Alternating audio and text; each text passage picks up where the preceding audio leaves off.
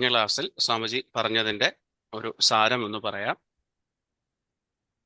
6 മുതൽ 9 വരെയുള്ള ശ്ലോകങ്ങളാണ്, സഹസ്രനാമത്തിലെ 6 മുതൽ 9 വരെയുള്ള ശ്ലോകങ്ങളാണ് എടുത്തത്. അതിൽ 46 മുതൽ 84 വരെയുള്ള നാമങ്ങൾ ഉൾക്കൊണ്ടിരിക്കുന്നു. 6ാമത്തെ ശ്ലോകം അപ്രമേയോ ഹൃഷീകേശ എന്ന് തുടങ്ങുന്ന ശ്ലോകമാണ്. 46ാമത്തെ നാമം അവിടെ തുടങ്ങുന്നു. 46ാമത്തെ നാമം തൊട്ട് അപ്രമേയ, പ്രമാണം കൊണ്ട് അറിയപ്പെടാൻ കഴിയാത്തത് എന്ന് അർത്ഥം. അതായത് പ്രത്യക്ഷം, അനുമാനം തുടങ്ങിയ പ്രമാണങ്ങളാൽ അറിയപ്പെടാൻ കഴിയാത്ത തത്വം അഥവാ വസ്തു. മറ്റു തരത്തിൽ പറഞ്ഞാൽ ജ്ഞാനേന്ദ്രിയങ്ങൾക്കും മനസ്സിനും അതീതമായ തത്വം എന്ന് അർത്ഥം. 47ാമത്തെ ശ്ലോകം ഹൃഷീകേശ. ഹൃഷീകങ്ങൾ എന്നാൽ ഇന്ദ്രിയങ്ങൾ എന്നർത്ഥം. ഇന്ദ്രിയങ്ങളുടെ ഈശനാകയാൽ ഹൃഷീകേശ എന്ന അർത്ഥം വന്നു. ഇവിടെ ഈശൻ എന്നുള്ളതിന്, ഇന്ദ്രിയങ്ങളുടെ ഈശൻ എന്നുള്ളതിന് ജീവാത്മാവെന്നും അർത്ഥമെടുക്കാം, പരമാത്മാവെന്നും അർത്ഥമെടുക്കാം. അതുപോലെ തന്നെ സൂര്യചന്ദ്രാദികൾ ആരുടെ പ്രീതിക്കനുസരിച്ച് പ്രവർത്തിക്കുന്നുവോ ആ തത്വത്തെ ഹൃഷീകേശൻ എന്നും പറയുന്നു. ഇപ്രകാരം 2 വിധത്തിൽ ഈ നാമത്തിന് അർത്ഥം വിചാരം ചെയ്യാം. 48ാമത്തെ നാമം പത്മനാഭ എന്നാണ്. ആരുടെ നാഭിയിൽ പത്മം സ്ഥിതി ചെയ്യുന്നുവോ ആ ഭഗവാൻ പത്മനാഭനാകുന്നു എന്ന് അർത്ഥം. ഈ സർവജഗത്തിനും കാരണമാണ് ഈ പത്മം. സൃഷ്ടികർത്താവായ ബ്രഹ്മാവിന്റെ അധിഷ്ഠാനമാണ് പത്മം. ഈ പത്മത്തിന്റെ സ്രോതസ്സാണ് ഭഗവാൻ.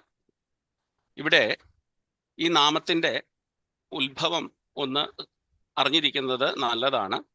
പദ് എന്ന ഗമിക്കുക എന്ന അർത്ഥമുള്ള പദ് ധാതു, അതോടൊപ്പം മൻ എന്ന പ്രത്യയം ചേർത്ത് രൂപഭേദം വരുത്തിയാണ് പത്മ എന്ന വാക്കുണ്ടാക്കിയിരിക്കുന്നത്. സൃഷ്ടിയുടെ അവസാനം അല്ലെങ്കിൽ പ്രളയത്തിൽ ജീവജാലങ്ങൾ ഏതൊന്നിലേക്ക് ഗമിക്കുന്നുവോ അഥവാ ചെന്നുചേരുന്നുവോ അതാണ് പത്മം. ആ പത്മം ആരുടെ നാഭിയിലുണ്ടോ അവൻ പത്മനാഭൻ, അല്ലെങ്കിൽ ആ തത്വം പത്മനാഭൻ. ഇന്നിങ്ങനെ അർത്ഥം ചിന്തിക്കണം. 49ാമത്തെ നാമം അമരപ്രഭു. ദേവന്മാരുടെ പ്രഭു ആകയാൽ അമരപ്രഭു. 50ാമത്തെ നാമം വിശ്വകർമ്മ. വിചിത്രമായ നിർമ്മാണ ശക്തിയുള്ളവൻ എന്ന് അർത്ഥം. വിശ്വം ആരുടെ കർമ്മം അഥവാ പ്രവൃത്തിയാകുന്നുവോ അദ്ദേഹത്തെ വിശ്വകർമാവെന്ന് പറയുന്നു എന്നിപ്രകാരവും ഭാഷ്യത്തിൽ അർത്ഥം പറഞ്ഞിട്ടുണ്ട്. 51ാമത്തെ നാമം മനു. മനനം ചെയ്യുന്നവൻ എന്നാണ് ഈ നാമത്തിന്റെ പ്രാഥമികമായ അർത്ഥം. മന്ത്രസ്വരൂപത്തിലും പ്രജാപതി സ്വരൂപത്തിലും നിലകൊള്ളുന്നവൻ എന്നും ഈ നാമത്തിന് അർത്ഥമുണ്ട്. 52ാമത്തെ നാമം ത്വഷ്ട. സംഹാര സമയത്ത് സ്ഥൂലമായ പ്രപഞ്ചത്തെയും അഥവാ പ്രാണികളെയും ഒക്കെ സൂക്ഷ്മരൂപത്തിൽ അഥവാ കാരണരൂപത്തിൽ കൊണ്ടുവരുന്നവൻ ഭഗവാനാണ്. അതുകൊണ്ട് ഭഗവാന് ത്വഷ്ട എന്ന നാമം സിദ്ധിച്ചു. കുടത്തെ നശിപ്പിച്ച് മണ്ണിന്റെ പൊടിയാക്കുന്നത് പോലെ സ്ഥൂലമായ പ്രപഞ്ചത്തെ കാരണരൂപത്തിൽ കൊണ്ടുവരുന്നു എന്ന് താല്പര്യം. ഇവിടെ ക്ഷീണിപ്പിക്കുക എന്ന അർത്ഥം വരുന്ന ത്വഷ് ധാതുവിൽ നിന്നാണ് ത്വഷ്ട എന്ന പദം രൂപം കൊണ്ടിരിക്കുന്നത്. 53ാമത്തെ നാമം സ്ഥവിഷ്ഠ. അത്യധികം സ്ഥൂല രൂപത്തിലുള്ളവൻ എന്ന് അർത്ഥം. 54ാമത്തെ നാമം സ്ഥവിര ധ്രുവ എന്നാണ്. സ്ഥവിര എന്നുള്ള പദത്തിന് എപ്പോഴും വൃദ്ധനായിരിക്കുന്നവൻ എന്നാണ് അർത്ഥം. എപ്പോഴും എന്നുള്ള വിശേഷണത്തിനാണ്, ആ വിശേഷണം കൊണ്ടുവരാനായിട്ടാണ് ധ്രുവ എന്ന വിശേഷണം ചേർത്തിരിക്കുന്നത്. ധ്രുവ എന്ന വിശേഷണം കൊണ്ട് നാശമില്ലാതെ എപ്പോഴും വൃദ്ധനായിരിക്കുന്നവൻ എന്ന അർത്ഥം വരുന്നു. അടുത്തത് 7ാമത്തെ ശ്ലോകമാണ് അഗ്രാഹ്യ ശാശ്വത കൃഷ്ണോ എന്ന ശ്ലോകത്തിലെ ആദ്യത്തെ നാമം അഗ്രാഹ്യ എന്നാണ്. 55ാമത്തെ നാമം കർമ്മേന്ദ്രിയങ്ങളെ കൊണ്ട് ഗ്രഹിക്കപ്പെടാൻ കഴിയാത്തവൻ എന്നാണ് ഇവിടെ അർത്ഥം. കഴിഞ്ഞ ശ്ലോകത്തിന്റെ ആദ്യത്തെ നാമം അപ്രമേയ എന്നായിരുന്നു. അവിടെ ജ്ഞാനേന്ദ്രിയങ്ങൾ എന്നാണ് നമ്മൾ അർത്ഥമെടുത്തത്, മനസ്സിലാക്കിയത്. ഇവിടെ കർമ്മേന്ദ്രിയങ്ങൾ എന്നാണ് അർത്ഥമെടുക്കേണ്ടത്. 56ാമത്തെ നാമം ശാശ്വത. എപ്പോഴും നിലകൊള്ളുന്നത് അഥവാ സർവകാലങ്ങളിലും നിലകൊള്ളുന്നത് എന്ന് അർത്ഥം, നിലകൊള്ളുന്നവൻ എന്നർത്ഥം. 57ാമത്തെ നാമം കൃഷ്ണ എന്നാണ്. കൃഷ്ണ എന്ന നാമം കൃഷ് എന്ന ധാതുവിൽ നിന്നാണ് ഉണ്ടായിരിക്കുന്നത്. കൃഷ് എന്ന ധാതു സത്താവാചകമാണ്. ഭവിക്കുക അഥവാ അസ്തിത്വം എന്നൊക്കെയാണ് ഈ ധാതുവിന്റെ അർത്ഥം. ആ ധാതു സത്താവാചകമാണ്. അതിനോടൊപ്പം നകാരം അഥവാ ന എന്ന ശബ്ദം ചേർത്തിരിക്കുന്നു. ന ശബ്ദം ആനന്ദവാചകമാണ്. ഇത് രണ്ടും ചേർന്ന് സച്ചിദാനന്ദൻ എന്ന് കൃഷ്ണനാമത്തിന് അർത്ഥം സിദ്ധിക്കുന്നു. സച്ചിദാനന്ദ രൂപൻ എന്ന അർത്ഥം. മറ്റൊരർത്ഥം കൃഷ്ണവർണ്ണമുള്ളത് കൊണ്ട് കൃഷ്ണ എന്ന നാമം വന്നു ചേർന്നു എന്നാണ്. അതുപോലെ എല്ലാവരെയും ആകർഷിക്കുന്നവൻ എന്ന അർത്ഥവും എന്ന ആ ഒരു ഗുണത്താലും ഭഗവാന് കൃഷ്ണ എന്ന നാമം വന്നു ചേർന്നു. 58ാമത്തെ നാമം ലോഹിതാക്ഷ എന്നാണ്. രക്തവർണ്ണങ്ങളായ കണ്ണുകളോട് കൂടിയവൻ എന്നാണ് അർത്ഥം. 59ാമത്തെ നാമം പ്രദർദന എന്നാണ്. പ്രളയകാലത്ത് ജീവജാലങ്ങളെ ഇല്ലാതാക്കുന്നവൻ എന്നർത്ഥം. 60ാമത്തെ നാമം പ്രഭൂത എന്നാണ്. ജ്ഞാനം, ഐശ്വര്യം ആദിയായ ഗുണങ്ങൾ അധികമായിട്ടുള്ളവൻ എന്നാണ് അർത്ഥം. 61ാമത്തെ നാമം ത്രികകുബ്ധാമ എന്നാണ്. 3 ദിക്കുകൾക്കും ആശ്രയമായിട്ടുള്ളവൻ എന്നാണ് ഈ നാമത്തിന്റെ അർത്ഥം. ഇവിടെ 3 ദിക്ക് എന്നുള്ളത് കൊണ്ട് ഊർധ്വഭാഗം, മധ്യഭാഗം, അധോഭാഗം എന്നിങ്ങനെ അർത്ഥമെടുക്കണം. ഈ നാമം നപുംസക ലിംഗമാണ്. 62ാമത്തെ നാമം പവിത്രം എന്നാണ്. ഏതൊന്നിലാണ് എല്ലാം പവിത്രമാകുന്നത് അത് ഭഗവാനാണ്, ഭഗവത് തത്വമാണ്. അതുകൊണ്ട് ഭഗവാന് പവിത്രം എന്ന നാമം വന്നു ചേർന്നു. 63ാമത്തെ നാമം മംഗളം പരം എന്നാണ്. സ്മരണ മാത്രയിൽ തന്നെ ആളുകളുടെ അശുഭത്തെ ഇല്ലാതാക്കി ശുഭത്തെ പ്രദാനം ചെയ്യുന്നത് കൊണ്ട് ഭഗവാന് മംഗളം എന്ന നാമം വന്നു ചേർന്നു. പരം എന്നുള്ളത് വിശേഷണമാണ്. അപ്പോൾ ചേർത്ത് പറയുമ്പോൾ മംഗലം പരം എന്ന് വരുന്നു നാമം. അടുത്തത് 8ാമത്തെ ശ്ലോകമാണ്. ഈശാന പ്രാണത എന്നാണ് എന്ന് തുടങ്ങുന്ന ശ്ലോകം. ആദ്യത്തെ നാമം 64ാമത്തെ നാമമായ ഈശാന എന്നാണ്. അന്തര്യാമിയായിരുന്ന് സർവചരാചരങ്ങളെയും നിയന്ത്രണം ചെയ്യുന്നവൻ എന്നാണ് ഈ നാമത്തിന്റെ അർത്ഥം. സ്വാമിജി അവിടെ പ്രത്യേകം പറഞ്ഞു, ഈ നാമം സ്മരിക്കുമ്പോൾ ഭഗവാൻ നമ്മളുടെ ഉള്ളിലിരുന്ന് നമ്മെ നിയന്ത്രിക്കുന്നു എന്ന വിധം വിചാരം ചെയ്യണമെന്ന് പ്രത്യേകം സ്വാമിജിയുടെ സൂചിപ്പിച്ചിട്ടുണ്ടായിരുന്നു. 65ാമത്തെ നാമം പ്രാണത എന്നാണ്. പ്രാണങ്ങളെ ദാനം ചെയ്യുന്നവൻ അഥവാ തരുന്നവൻ എന്ന് അർത്ഥം. 66ാമത്തെ നാമം പ്രാണ എന്നാണ്. പ്രാണനം ചെയ്യുന്നവൻ അഥവാ ശ്വാസോച്ഛ്വാസം ചെയ്യുന്നവൻ എന്ന് അർത്ഥം. ഇവിടെ ചെയ്യുന്നവൻ എന്ന് പറയുമ്പോൾ അത് ജീവാത്മാവെന്ന അർത്ഥവും എടുക്കാം, പരമാത്മാവെന്ന അർത്ഥവും അവിടെ എടുക്കാം. 67ാമത്തെ നാമം ജ്യേഷ്ഠ, ഏറ്റവും വൃദ്ധനായിട്ടുള്ളവൻ എന്ന് അർത്ഥം. 68ാമത്തെ നാമം ശ്രേഷ്ഠ, കാര്യം അഥവാ കർമ്മം കൊണ്ട് ശ്രേഷ്ഠനായവൻ എന്നർത്ഥം. 69ാമത്തെ നാമം പ്രജാപതി, സകല പ്രജകളുടെയും പതിയാകയാൽ പ്രജാപതി എന്നർത്ഥം. 70ാമത്തെ നാമം ഹിരണ്യഗർഭ. ഇവിടെ ഹിരണ്യ നാമത്തിന് ബ്രഹ്മാണ്ടം എന്ന് അർത്ഥമെടുക്കണം. അപ്രകാരമുള്ള ബ്രഹ്മാണ്ടത്തിനെ ധരിച്ചിരിക്കുന്നവൻ എന്ന് ആണ് ഹിരണ്യഗർഭ എന്ന നാമത്തിന്റെ അർത്ഥമായിട്ട് വരുന്നത്. 71ാമത്തെ നാമം ഭൂഗർഭ എന്നാണ്. ഭൂമി ആരുടെ ഉള്ളിൽ അഥവാ ഗർഭത്തിൽ സ്ഥിതി ചെയ്യുന്നവോ ആ ഭഗവാൻ ഭൂഗർഭനാകുന്നു. 72ാമത്തെ നാമം മാധവ എന്നാണ്. അതിൻ്റെ ഒരർത്ഥം മാ എന്നാൽ മഹാലക്ഷ്മി, മഹാലക്ഷ്മിയുടെ ഭർത്താവ് എന്ന് മാധവ ശബ്ദത്തിന് അർത്ഥമുണ്ട്. അതോടൊപ്പം ഉപനിഷത്തിലെ മധുവിദ്യ എന്ന ഭാഗം കൊണ്ട് അറിയേണ്ടവൻ എന്നും ഈ നാമത്തിന് അർത്ഥമുണ്ട്. നമ്മുടെ ഗ്രൂപ്പിൽ ഒരു സംശയം വന്നായിരുന്നു, അതിന് മറുപടിയായിട്ട് സ്വാമിജി ഇന്ന് ഒരു മെസ്സേജ് ഇട്ടിട്ടുണ്ട്, അതൊന്ന് ശ്രദ്ധിച്ചുകൊള്ളുക. 73ാമത്തെ നാമം മധുസൂദന എന്നാണ്. മധു എന്ന അസുരനെ കൊന്നവൻ എന്നാണ് അർത്ഥം. അടുത്തതായിട്ട് 9ാമത്തെ ശ്ലോകമാണ്. ഈശ്വരോ വിക്രമി എന്ന് തുടങ്ങുന്ന ശ്ലോകത്തിലെ 1ാമത്തെ നാമം ഈശ്വര എന്നാണ്. 74ാമത്തെ നാമം സർവശക്തിമാൻ എന്ന് അർത്ഥം ധരിക്കണം. 75ാമത്തെ നാമം വിക്രമി എന്നാണ്. ശൗര്യത്തോടു കൂടിയവൻ എന്നാണ് ഈ നാമത്തിന്റെ അർത്ഥം. 76ാമത്തെ നാമം ധന്വി എന്നാണ്. ധനുസ് കയ്യിൽ ധരിച്ചിരിക്കുന്നവൻ എന്നാണ് നാമത്തിന്റെ അർത്ഥം. ധനുസ് ശാസനത്തെ സൂചിപ്പിക്കുന്നു. പാപനിഗ്രഹം നടത്തി ധർമ്മ സംരക്ഷണത്തിനാണ് ഭഗവാൻ ആയുധത്തെ ധരിച്ചിരിക്കുന്നത്. 77-ാമത്തെ നാമം മേധാവി എന്നാണ്. അനേകം ഗ്രന്ഥങ്ങളെ ധരിക്കുന്നതിന് വേണ്ട സാമർഥ്യമുള്ളവൻ എന്നാണ് ഈ നാമത്തിന്റെ അർത്ഥം. 78-ാമത്തെ നാമം വിക്രമ എന്നാണ്. ഇവിടെ 2 വിധത്തിൽ അർത്ഥമുണ്ട്. ഒരർത്ഥം ഈ ജഗത്തിനെ വിശേഷേണ അളന്നവൻ അഥവാ ലംഘനം ചെയ്തവൻ എന്നൊരർത്ഥം.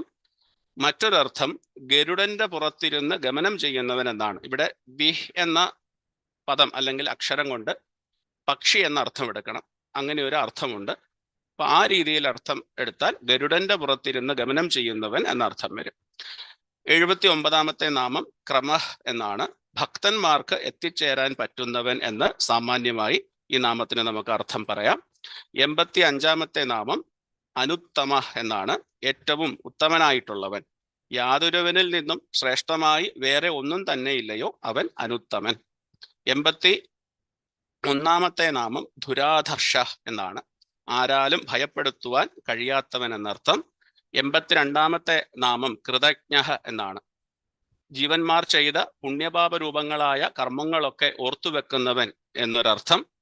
പത്രം, പുഷ്പം മുതലായവ അല്പമെങ്കിലും സമർപ്പണം ചെയ്യുന്നവർക്ക് മോക്ഷം പ്രദാനം ചെയ്യുന്നവൻ എന്നും ഈ നാമത്തിന് അർത്ഥമുണ്ടെന്ന് ഭഗവത് പാദർ ഭാഷ്യത്തില് പറഞ്ഞിട്ടുണ്ട്. 83-ാമത്തെ നാമം കൃതിഹി. പുരുഷപ്രയത്നം എന്നാണ് ഈ നാമത്തിന്റെ അർത്ഥം. ക്രിയാരൂപത്തിൽ സകല പ്രാണികളിലും ഭഗവാൻ വ്യാപ്തമായി നിലകൊള്ളുന്നു എന്നതിനാൽ ഭഗവാന് കൃതി എന്ന നാമം വന്നു ചേർന്നു. അവസാനത്തേതായ 84-ാമത്തെ നാമം ആത്മവാൻ എന്നാണ്. സ്വമഹിമാവിൽ തന്നെ പ്രതിഷ്ഠിതനാകയാൽ ഭഗവാന് ആത്മവാൻ എന്ന നാമം വന്നു ചേർന്നു. പ്രകാരം 4 ശ്ലോകങ്ങളാണ് സ്വാമിജി കഴിഞ്ഞ ക്ലാസ്സിൽ എടുത്തത്. തുടർന്ന് ക്ലാസ് എടുക്കാനായി ഭഗവാനെ സ്വാമിജിയെ ബഹുമാനപൂർവം ക്ഷണിക്കുന്നു. ഹരി ഓം.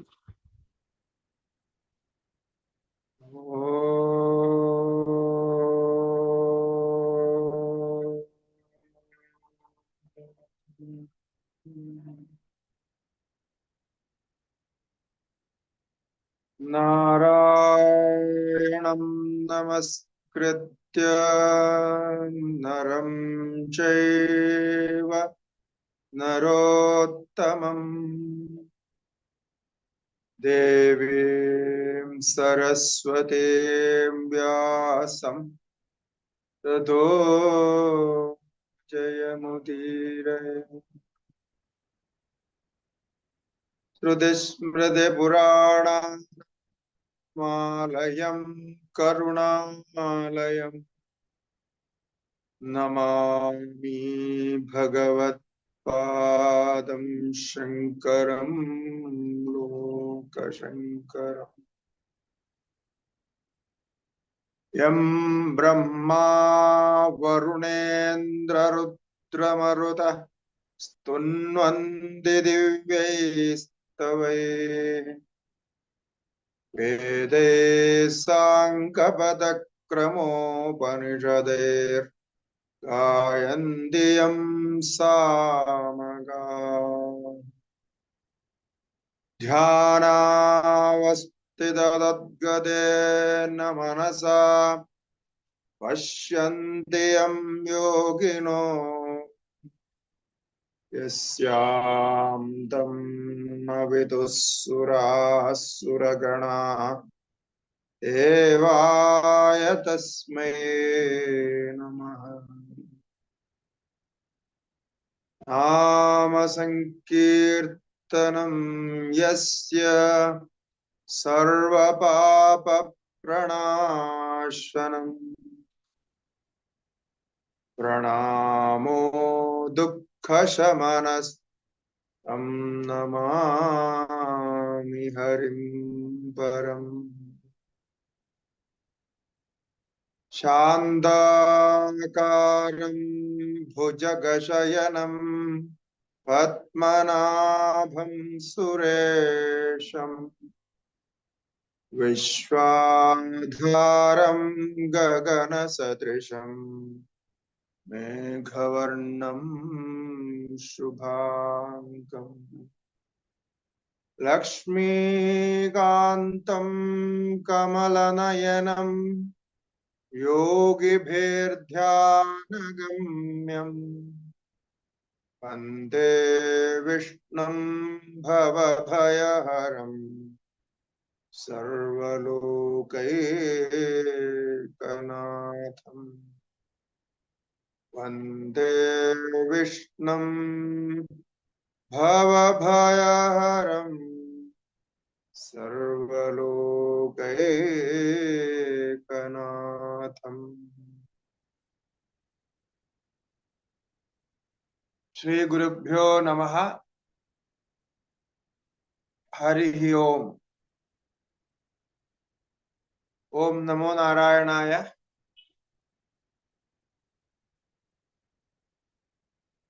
ശ്രീ വിഷ്ണു സഹസ്രനാമ സ്തോത്രത്തില് 85-ാമത്തെ നാമം തുടങ്ങുന്ന 23-ാമത്തെ ശ്ലോകമാണ് ഇനി നോക്കേണ്ടത്. ശ്ലോകം ചൊല്ലാം. സുരേഷ ശരണം ശർമ്മ വിശ്വരേതാ പ്രജാഭവഃ അഹസംവത്സരോ വ്യാല പ്രത്യയ സർവദർശനഃ. ഇതില് 10 നാമങ്ങളാണുള്ളത് ഈ ശ്ലോകത്തില്. ആദ്യത്തെ നാമം സുരേഷഃ. സുരൻ എന്ന് പറഞ്ഞാൽ ദേവൻ എന്നർത്ഥം. സുരാണാം ദേവാനാം ഈശഃ സുരേഷഃ. ദേവന്മാരില് ദേവന്മാരുടെ ഈശൻ, ദേവന്മാരുടെയും ഈശ്വരൻ. ദേവേശൻ എന്ന് പറയുന്നത് പോലെ സുരേശൻ എന്ന് പറയുന്നു. അപ്പൊ ദേവന്മാരുടെ എല്ലാം നിയന്താവായിട്ട് ഈശ്വരനെ തന്നെയാണ് എല്ലാവരും പ്രാർത്ഥിക്കുക. അപ്പൊ അങ്ങനെ ദേവേശനായിട്ടുള്ള സുരേശൻ.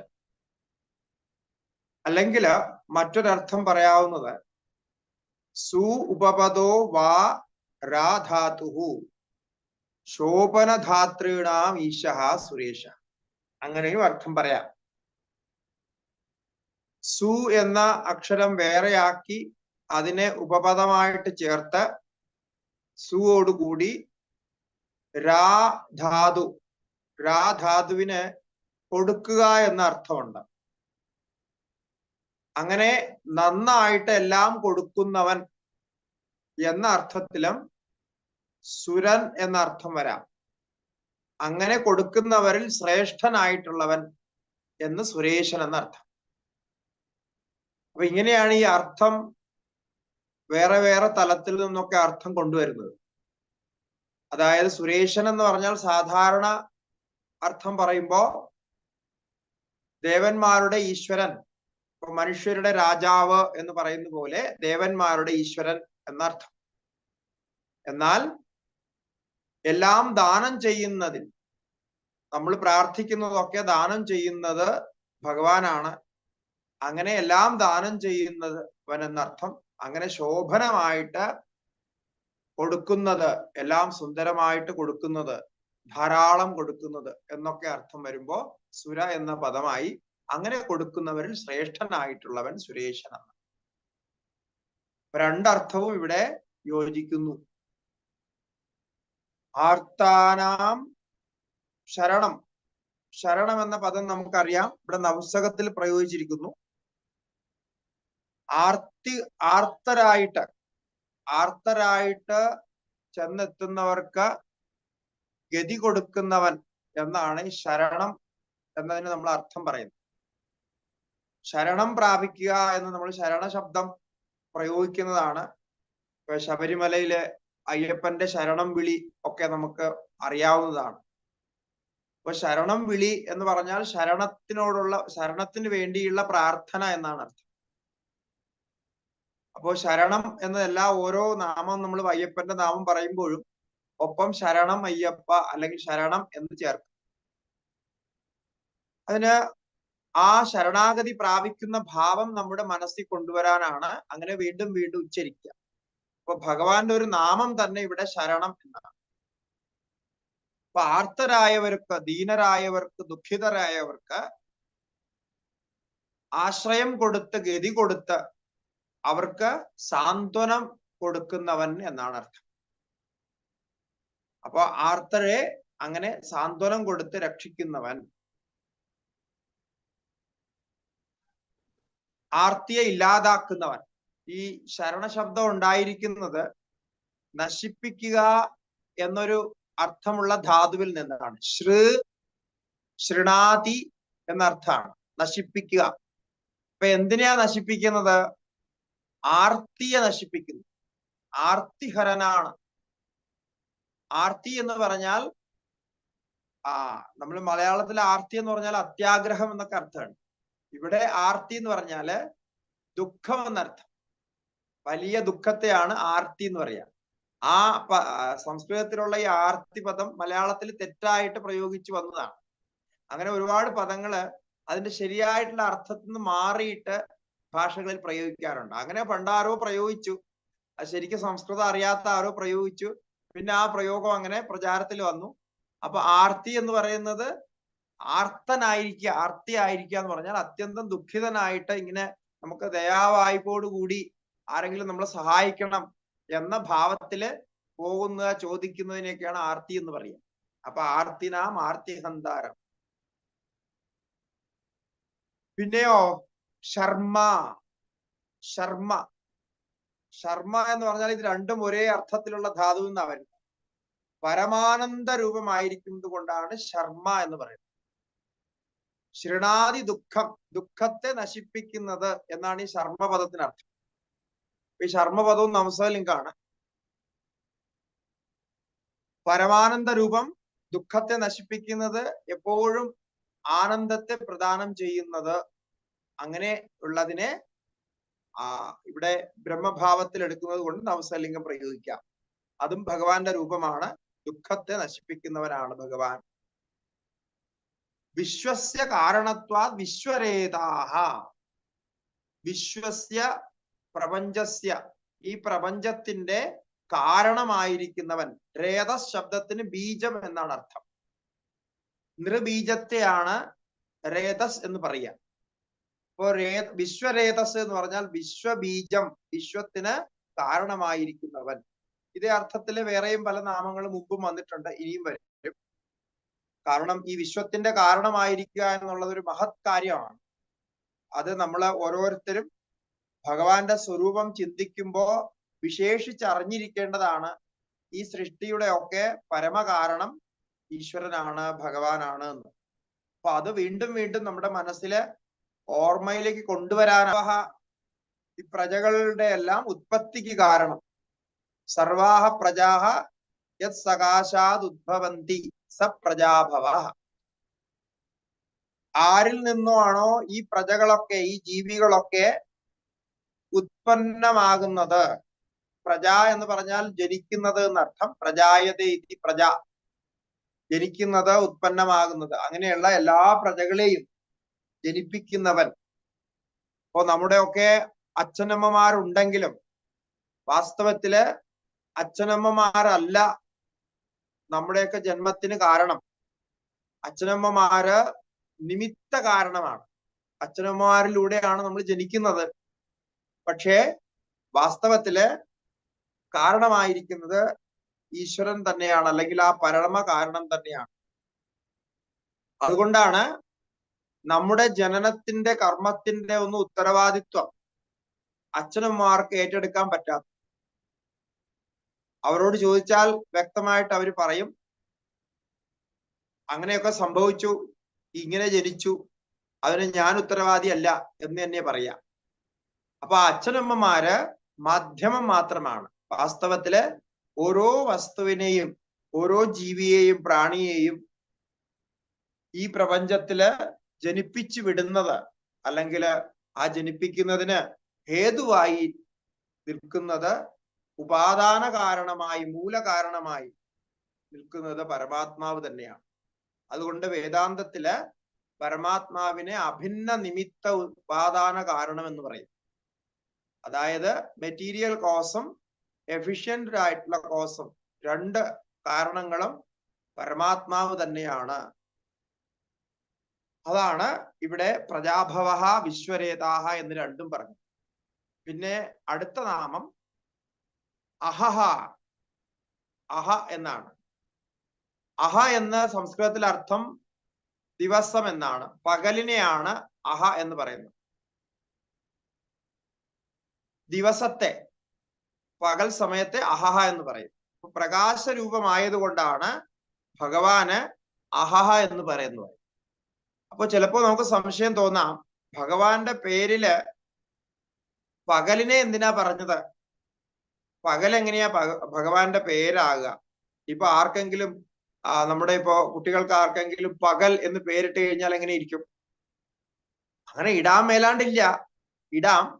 പക്ഷെ അങ്ങനെ ഇടുമ്പോ അത് കേൾക്കുമ്പോ അതൊരു ഒരു ഒരു എന്താ പറയാ, ഒരു സ്വാരസ്യമില്ലായ്മയുണ്ട്. പകൽ എന്ന പേര്. അപ്പൊ പേരിടുന്നവർക്ക് അങ്ങനെ അവരുടെ ഓരോരോ സിദ്ധാന്തങ്ങൾ കാണും. ആ സമയത്ത് അച്ഛനും അമ്മയ്ക്കും തോന്നുന്ന ഒരു സിദ്ധാന്തം, അല്ലെങ്കിൽ അവർക്ക് തോന്നുന്ന ഒരു ഭാവത്തിലാണ് കുട്ടികൾക്ക് പേരിടുക. നമ്മുടെ നാട്ടില് നിങ്ങൾ കേട്ടിരിക്കുമെന്ന് അറിയില്ല, പേരിടാൻ മറ്റു പേരുകളൊക്കെ ഇടാൻ മടിച്ചിട്ട് ABC എന്ന് പേരിട്ട അച്ഛനമ്മമാർ വരെ ഉണ്ട്. കുട്ടികൾക്ക് വേറെ പേരൊന്നുമല്ല, ABC. അത് നമ്മുടെ കേരളത്തിൽ തന്നെ ഉള്ളതാണ്. നിങ്ങള് അവർക്ക് അവരുടെ ബുക്കിലൊക്കെ, ലിംക ബുക്കിലൊക്കെ പേരുണ്ടെന്ന് തോന്നുന്നു, എനിക്കറിയില്ല. പക്ഷെ എന്തായാലും ഇവര് ജീവിച്ചിരിക്കുന്നവരാണ്. അവരെ അച്ഛനമ്മമാര് അങ്ങനെ വളരെ എന്താ പറയാ, ഒരു ധർമ്മത്തിന്റെയും ഒരു മതത്തിന്റെയും ഒരു ജാതിയുടെയും ഒന്നിന്റെയും പേര് വരാൻ പാടില്ല. അങ്ങനെ എന്താ വളരെ ദൃഢമായിട്ട് കമ്മ്യൂണിസത്തിന്റെ രീതിയിൽ ചിന്തിച്ച് അങ്ങനെ തന്നെ വേണം, ശുദ്ധമായിട്ടുള്ള പേര് വേണമെന്ന് വെച്ചിട്ട് അവസാനം ഒന്നും കിട്ടാണ്ട് വന്നു. കാരണം ഏത് ചിന്തിച്ചാലും എന്തെങ്കിലുമൊക്കെ അതില് വന്നു ചേരുമല്ലോ. അങ്ങനെ കിട്ടാണ്ട് വന്നപ്പോ പിന്നെ ABC എന്ന് പേരിട്ടെന്നാ പറയാ. അപ്പോ എങ്ങനെയായിരിക്കും മിസ്റ്റർ എ എന്ന് പറഞ്ഞു കഴിഞ്ഞാൽ എങ്ങനെയായിരിക്കും? അയാളുടെ പേരാണ് മിസ്റ്റർ എ എന്ന്. അയാള് പിന്നെ ഉണ്ടായിട്ടുണ്ട്, അദ്ദേഹത്തിന് ഞാൻ കണ്ടിട്ടുമുണ്ട്. ഇവിടെ ഉത്തരകാശി വന്നിട്ടുണ്ട്. പിന്നെ അദ്ദേഹം ഒരു ഉദ്യോഗസ്ഥനൊക്കെ ആയിരുന്നു. പക്ഷെ ബാക്കി ഡീറ്റെയിൽ നമ്മൾ പറയണത് ശരിയല്ല. നിങ്ങൾ ഓൺലൈനിൽ നോക്കിക്കഴിഞ്ഞാൽ അദ്ദേഹത്തിന്റെ കിട്ടാൻ സാധ്യതയുണ്ട്. അപ്പൊ അങ്ങനെ ഈ പേര് ആലോചിച്ചിടുന്നതിൽ അതിലൊരു അർത്ഥം വേണം. അതുകൊണ്ടാണ് ഞാൻ നേരത്തെ പറഞ്ഞത്, ഈ വിഷ്ണു സഹസ്രനാമത്തിലൊക്കെ നോക്കി പേരിട്ടാൽ നന്നായിരിക്കും. കാരണം ഭഗവാന്റെ പേര് തന്നെയാണല്ലോ എല്ലാവർക്കും. അപ്പൊ ഭഗവാന് തന്നെ ഇവിടെ അഹ എന്ന് പേരിട്ടു. അപ്പൊ എന്താണ് അതിനർത്ഥം? അപ്പൊ ആദ്യം തന്നെ ശങ്കരാചാര്യ സ്വാമിജികൾ സൂചിപ്പിച്ചിട്ടുണ്ടായിരുന്നു, ഇത്തരം ചില പേരുകളൊക്കെ ഉണ്ടായാൽ അതിന്റെ യഥാർത്ഥ അർത്ഥത്തെ കുറിച്ച് നമ്മൾ ചിന്തിക്കണം. അതായത് അതിനെ നപുംസകലിംഗത്തിൽ പറയുകയാണോ, പുല്ലിംഗത്തിൽ പറയുകയാണോ, സ്ത്രീലിംഗത്തിൽ പറയുകയാണോ, അപ്പൊ അങ്ങനെ നോക്കിയിട്ട് വേണം അത് നിശ്ചയിക്കാനാണ്. അപ്പൊ ഈ അഹഹ എന്ന് പറഞ്ഞാൽ ഒരർത്ഥമുള്ളത് പ്രകാശത്തെ ത്യജിക്കാത്തത് എന്നർത്ഥമാണ്. പ്രകാശത്തെ കൈവിടാത്തത് എന്നാണ് ഈ അഹ ശബ്ദത്തിന് അർത്ഥം. ദിവസത്തിനാണ് അഹോ എന്ന് പറയുക, പകൽ സമയത്ത്. ഓഹാഗ് എന്ന് പറഞ്ഞ ധാതുവില് ത്യാഗാർത്ഥമാണ്. ആ ധാതുവിൽ നിന്നാണ് ഈ ശബ്ദം ഉണ്ടാവുന്നത്. അപ്പൊ അതിനർത്ഥം പ്രകാശത്തെ വെടിയാത്തത്. പ്രകാശത്തെ വെടിയാതിരിക്കുന്നത് പകലാണ്. അതുകൊണ്ടാണ് പകലിന് അങ്ങനെ പേര് വന്നതെന്നാ പറയാം. ഏതായാലും പകല് എന്ന് പറയുന്ന ആ ഒരു പ്രകാശമുള്ള സമയത്ത് അതിനുള്ളിലും ഒരു ദേവതയുണ്ട്, ഒരു ചൈതന്യമുണ്ട് എന്ന് വേദാന്തം പറയുന്നു. എല്ലാത്തിലും ആ ചൈതന്യം കുടികൊള്ളുന്നു. പൃഥ്വിയിലും ജലത്തിലും ആദിത്യനിലും വായുവിലും എല്ലാത്തിലും എല്ലാ ചരാചരങ്ങളിലും അന്തര്യാമിയായിട്ട് ആ ചൈതന്യം കുടികൊള്ളുന്നു. അതുകൊണ്ട് തന്നെ പകലിന്റെ അഭിമാനിയായിട്ടുള്ള ദേവതയുണ്ട്, രാത്രി അഭിമാനിയായിട്ടുള്ള ദേവതയുണ്ട്. ഓരോ ഗ്രഹങ്ങൾക്കും നക്ഷത്രങ്ങൾക്കും ഒക്കെ ദേവതയുണ്ട്. അതുകൊണ്ടാണല്ലോ നവഗ്രഹങ്ങളെയൊക്കെ നമ്മൾ പൂജിക്കുന്നത്. അതാണ് നമ്മുടെ ഹിന്ദു ധർമ്മത്തിന്റെ വളരെ വിശിഷ്ടമായ സങ്കല്പം. അപ്പൊ അങ്ങനെ ആ ദേവസങ്കല്പം ഒരു വളരെ എല്ലാത്തിലും വ്യാപകമായിരിക്കുന്ന ദേവസങ്കല്പം അത് വളരെ വിശിഷ്ടാണ്. അതിനെ നമുക്ക് അംഗീകരിക്കാൻ കഴിഞ്ഞാൽ ആ ഭഗവാന്റെ സർവവ്യാപിത്വവും വാസുദേവ സർവമിതി എന്ന ആ ഭാവവും ഭഗവാൻ ദശാവതാരങ്ങൾ എടുത്തതിന്റെ സാരവും ഒക്കെ നമുക്ക് ഗ്രഹിക്കാൻ കഴിയും. അത് കഴിഞ്ഞ് വീണ്ടും കാലത്തിന്റെ തന്നെ നാമമാണ് സംവത്സര. സംവത്സരം എന്ന് പറഞ്ഞാൽ വർഷം എന്നാണ്. കാലാത്മനാ സ്ഥിതോ വിഷ്ണു സംവത്സര. അപ്പൊ ഭാഷ്യം പറയുന്നത് കാലരൂപത്തിൽ സ്ഥിതനായത് കൊണ്ടാണ് ഭഗവാന് സംവത്സരൻ എന്ന് പേര് വന്നത്. സംവത്സര ശബ്ദത്തിന് അർത്ഥം സമ്യക് വസന്തി ഋതവോ അസ്മിൻ എന്നാണ്.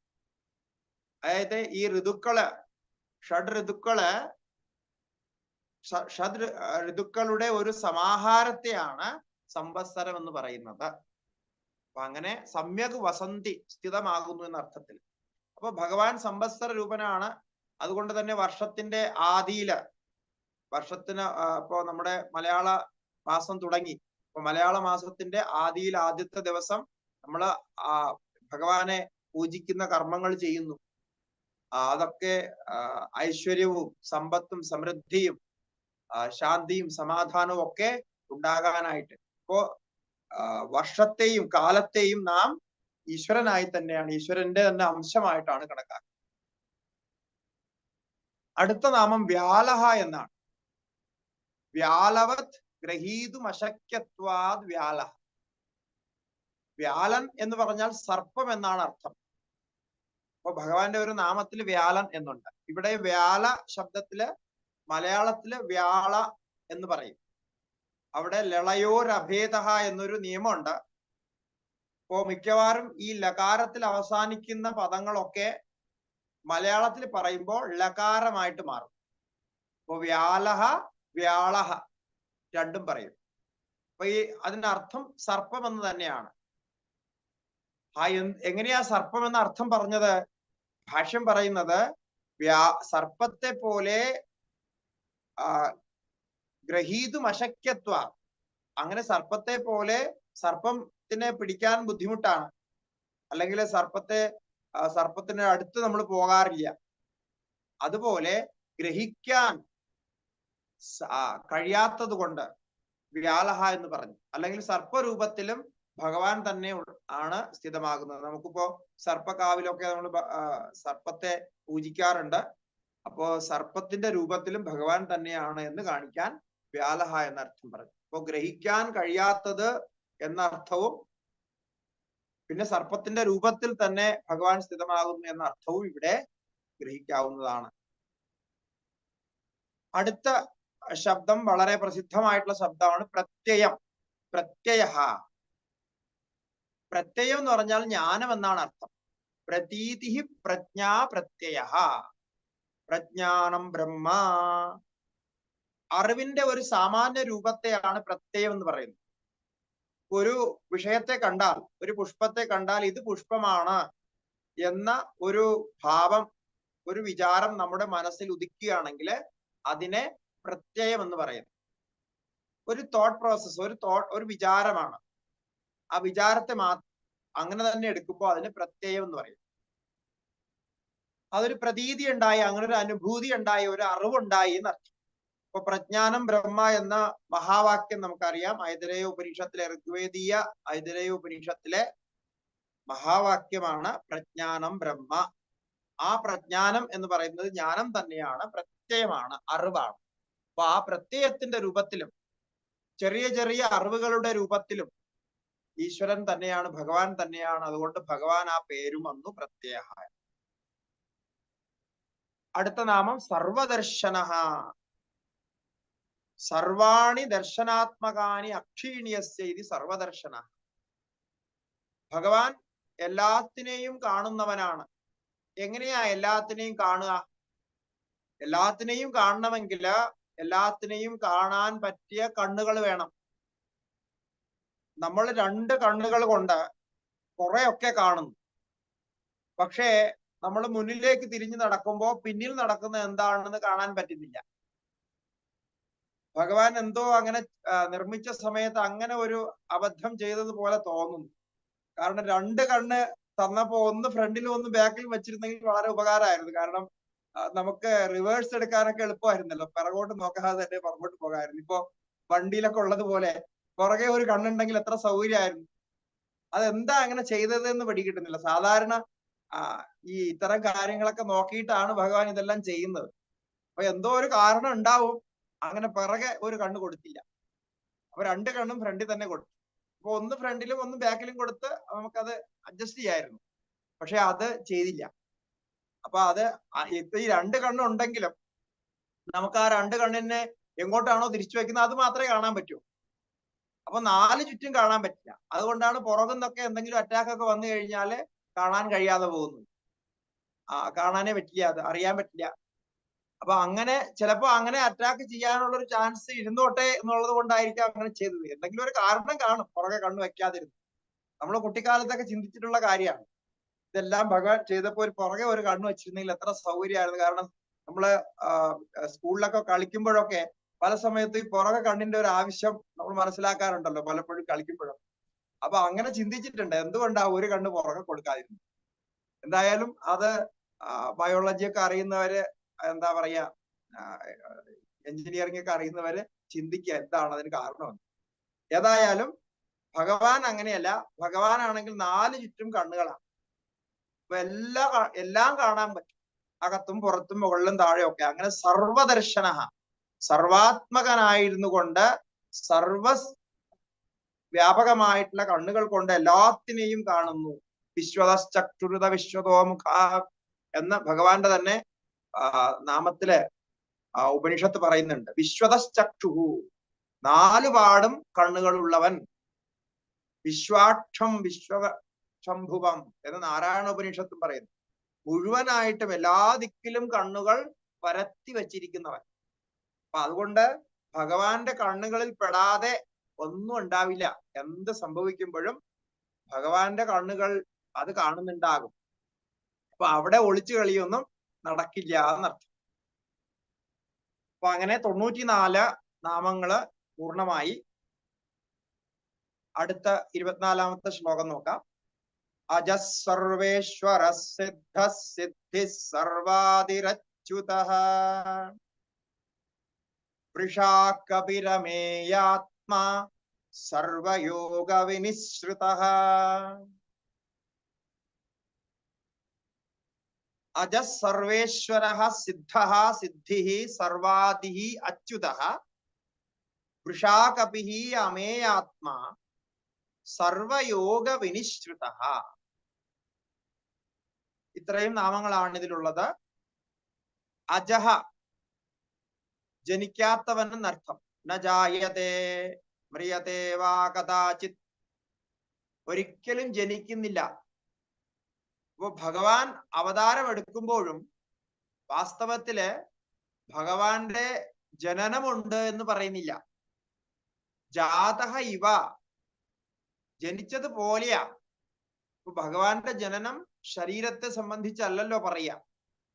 ശരീര സംബന്ധിയായിട്ട് കേവലം ആവിർഭാവമാണ് ഉണ്ടാവുക. അതുകൊണ്ട് ന ജായതേ ഇതി അജഹ, ജനിക്കാത്തവൻ എന്നർത്ഥം. പിന്നെ സർവേശ്വര, എല്ലാത്തിനെയും, സർവേഷാം ഈശ്വരാണാം അപി ഈശ്വര സർവേശ്വര, എല്ലാ ഈശ്വരന്മാരുടെയും ഈശ്വരൻ. അപ്പൊ അവിടെ എങ്ങനെയാ, അനേകം ഈശ്വരന്മാരുണ്ടോ? അപ്പൊ ഇവിടെ എല്ലാ ഈശ്വരന്മാരും എന്ന് പറയുമ്പോ ഈശ്വര സങ്കല്പത്തില് അല്ലെങ്കിൽ നേതാക്കളായിട്ട്, അധികാരികളായിട്ട്, രാജാക്കന്മാരും ചക്രവർത്തികളും ഒക്കെ ആയിട്ട് ഇങ്ങനെ പല രീതിയിലുമുള്ള ഈശ്വരന്മാരുടെ ഒക്കെ ഈശ്വരനായിട്ടുള്ളവൻ. അപ്പൊ ശാസനം ചെയ്യുന്നവർ ആരൊക്കെയാണോ, ശാസനം ചെയ്യുന്നവരുടെ ഒക്കെ ശാസകൻ എന്ന് പറയുകയാണ്. അപ്പൊ സർവശാസകനാണ്, ശാസനം ചെയ്യുന്നവരുടെയും ശാസകനാണ്. ഏഷ സർവേശ്വര എന്ന് മാണ്ഡുക്യ ഉപനിഷത്തും പറയുന്നുണ്ട്. ഏഷോ അന്തര്യാമി, ഏഷോ അന്തര്യാമി സർവേശ്വര സർവജ്ഞ എന്നൊക്കെ മാണ്ഡുക്യ ഉപനിഷത്തിൽ പറയുന്നുണ്ട്. അത് തന്നെയാണ് ഇവിടെ എടുത്തത്, സർവേശ്വര. പിന്നെയോ സിദ്ധ, സിദ്ധം എന്ന് പറഞ്ഞാൽ സിദ്ധിച്ചത്, എപ്പോഴും ഉണ്ടായിരിക്കുന്നത് എന്ന്. നിത്യനിഷ്പന്ന രൂപത്വാ സിദ്ധ. ആചാര്യസ്വാമിജികൾ ഒരൊറ്റ വാക്കില് അർത്ഥം പറഞ്ഞു. എപ്പോഴും ഉത്പന്നമായിരിക്കുന്നത്, സിദ്ധമായിരിക്കുന്നത് എന്ന അർത്ഥത്തിലാണ് സിദ്ധ എന്ന് പറയുക. അപ്പൊ നമുക്ക് സിദ്ധന്മാരുണ്ട്. സിദ്ധന്മാരുടെ എന്ന് പറഞ്ഞാൽ അവര് എന്താണോ സാധിക്കേണ്ടത് അതിനെ സാധിച്ചു കഴിഞ്ഞവർ എന്നാണ് അർത്ഥം. അപ്പൊ ഒരു സാധ്യം സാധിക്കാൻ വേണ്ടിയിട്ട്, ഒരു കാര്യം സാധിക്കാൻ വേണ്ടിയിട്ട് പ്രവർത്തിക്കുന്നു. അങ്ങനെ പ്രവർത്തിക്കുന്നവനെ സാധകൻ എന്ന് പറയും. അങ്ങനെ സാധനം ചെയ്ത് സാധനയുടെ ഫലമായിട്ട് അതിന്റെ അവസാനം ആ ഫലത്തെ പ്രാപിക്കുമ്പോ അയാളെ, ആ സാധകനെ തന്നെ സിദ്ധൻ എന്ന് പറയും. അപ്പോ സാധകർ തന്നെയാണ് സിദ്ധന്മാരാകുക. പക്ഷെ ഇവിടെ ഭഗവാൻ നിത്യസിദ്ധനാണ്. സാധന ചെയ്തിട്ട് സിദ്ധി പ്രാപിക്കുകയല്ല നമ്മളെ മാതിരി. ഭഗവാൻ സിദ്ധനാണ്, നിത്യസിദ്ധനാണ്. പിന്നെയോ അടുത്ത നാമം സിദ്ധി എന്നാണ്. സ്ത്രീലിംഗത്തിൽ ഉപയോഗിക്കുന്നു സിദ്ധി. എല്ലാ വസ്തുക്കളിലും സർവരൂപത്തില്, സദ്രൂപത്തില്, നിരതിശയ ജ്ഞാനരൂപത്തില്, പല രൂപത്തില് ഒക്കെ സ്ഥിതമായിരിക്കുന്നത് കൊണ്ട് ഭഗവാനെ സിദ്ധി എന്ന് പറഞ്ഞു. സിദ്ധി എന്ന് പറഞ്ഞാൽ പ്രാപ്തി എന്നാണ് അർത്ഥം. ആ പ്രാപ്തിയും ഭഗവാൻ തന്നെയാണ്. ഫലപ്രാപ്തിയും ജ്ഞാനപ്രാപ്തിയും ഒക്കെ ഭഗവാനിൽ നിന്ന് തന്നെയാണ്. അതുകൊണ്ട് ഭഗവാനെ സിദ്ധി എന്ന് പറയുന്നു. അപ്പോ ഈ സിദ്ധ സിദ്ധി രണ്ടിന്റെയും അർത്ഥം ഒന്നാണ് എന്ന് തോന്നും. പക്ഷേ അവിടെ ധാതു ഒന്നാണ്, പക്ഷെ അർത്ഥ വ്യത്യാസമുണ്ട്. സിദ്ധ എന്ന് പറഞ്ഞാൽ എപ്പോഴും നിഷ്പന്നമായവൻ, ഉത്പന്നമായവൻ, സ്ഥിതമായവൻ എന്നർത്ഥം. സിദ്ധി എന്ന് പറഞ്ഞാൽ എല്ലാ ഫലങ്ങളും തരുന്നത്. ഇപ്പൊ സ്വർഗാദി ഫലങ്ങളൊക്കെ ഭഗവാനിൽ നിന്നാണ് പ്രാപിക്കുന്നത്. സ്വർഗാദി ഫലങ്ങളാണെങ്കിലോ ആ ഫലങ്ങളൊക്കെ അനിത്യങ്ങളാണ്. എന്നാൽ ഭഗവാൻ സ്വരൂപം എപ്പോഴും നിലനിൽക്കുന്നത് കൊണ്ട് സിദ്ധമാണ് എന്നർത്ഥം. സർവ ആദി, എല്ലാത്തിൻ്റെയും ആദി കാരണം. ആദി എന്ന് പറഞ്ഞാൽ കാരണം തന്നെ അർത്ഥം. സർവഭൂതാനാം ആദി കാരണത്വാദാദി. നേരത്തെ ഞാൻ പറഞ്ഞു ഈ കാരണ ശബ്ദത്തെ പറയുന്ന അനേകം നാമങ്ങളുണ്ട്. ഇപ്പൊ നേരത്തെ വിശ്വയോനി എന്ന് പറഞ്ഞ പദം വരുന്നു. വിശ്വരേത എന്ന് പറഞ്ഞ പദം വരുന്നു. അപ്പൊ ഇതൊക്കെ കാരണത്തെ തന്നെ സൂചിപ്പിക്കുന്നതാണ്. പിന്നെ അച്യുത, ഈ നാമം നമുക്ക് പരിചയമുള്ള നാമമാണ്. അച്യുത. ച്യുതി എന്ന് പറഞ്ഞാൽ നാശം, ഒരു വ്യത്യാസം വരിക, ഒരു ചേഞ്ച് വരുന്നതിനെ ച്യുതി എന്ന് പറയും. മലയാളത്തിൽ ച്യുതി എന്ന് പറഞ്ഞാൽ നാശം തന്നെയാണ് അർത്ഥം. ഒരു കുറവ്, ഒരു ച്യുതി സംഭവിച്ചു എന്ന് പറഞ്ഞാൽ ഒരു കുറവ് സംഭവിച്ചു, അല്പം കുറഞ്ഞു പോയി എന്നാണ് അർത്ഥം. അപ്പൊ ഇവിടെ സ്വരൂപ സാമർഥ്യാത് നച്യുതോ നച്ചവതേ നച്ചവിഷ്യതേ ഇതി അച്യുതഃ. ഒരിക്കലും നാശം സംഭവിക്കുന്നില്ല. ഭൂതകാലത്തില്, വർത്തമാനകാലത്തിലോ ഭവിഷ്യത് കാലത്തിലോ എന്നും ഒരു നാശവും സംഭവിക്കുന്നില്ല, ഒരു വ്യത്യാസവും സംഭവിക്കുന്നില്ല.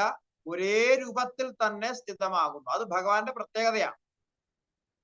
ഇപ്പൊ വ്യത്യാസം, മാറ്റങ്ങൾ വന്നുകൊണ്ട് കാലം കഴിക്കുകയല്ല, മാറ്റങ്ങളെ വരുന്നില്ല, ഒരു മാറ്റവും വരുന്നില്ല.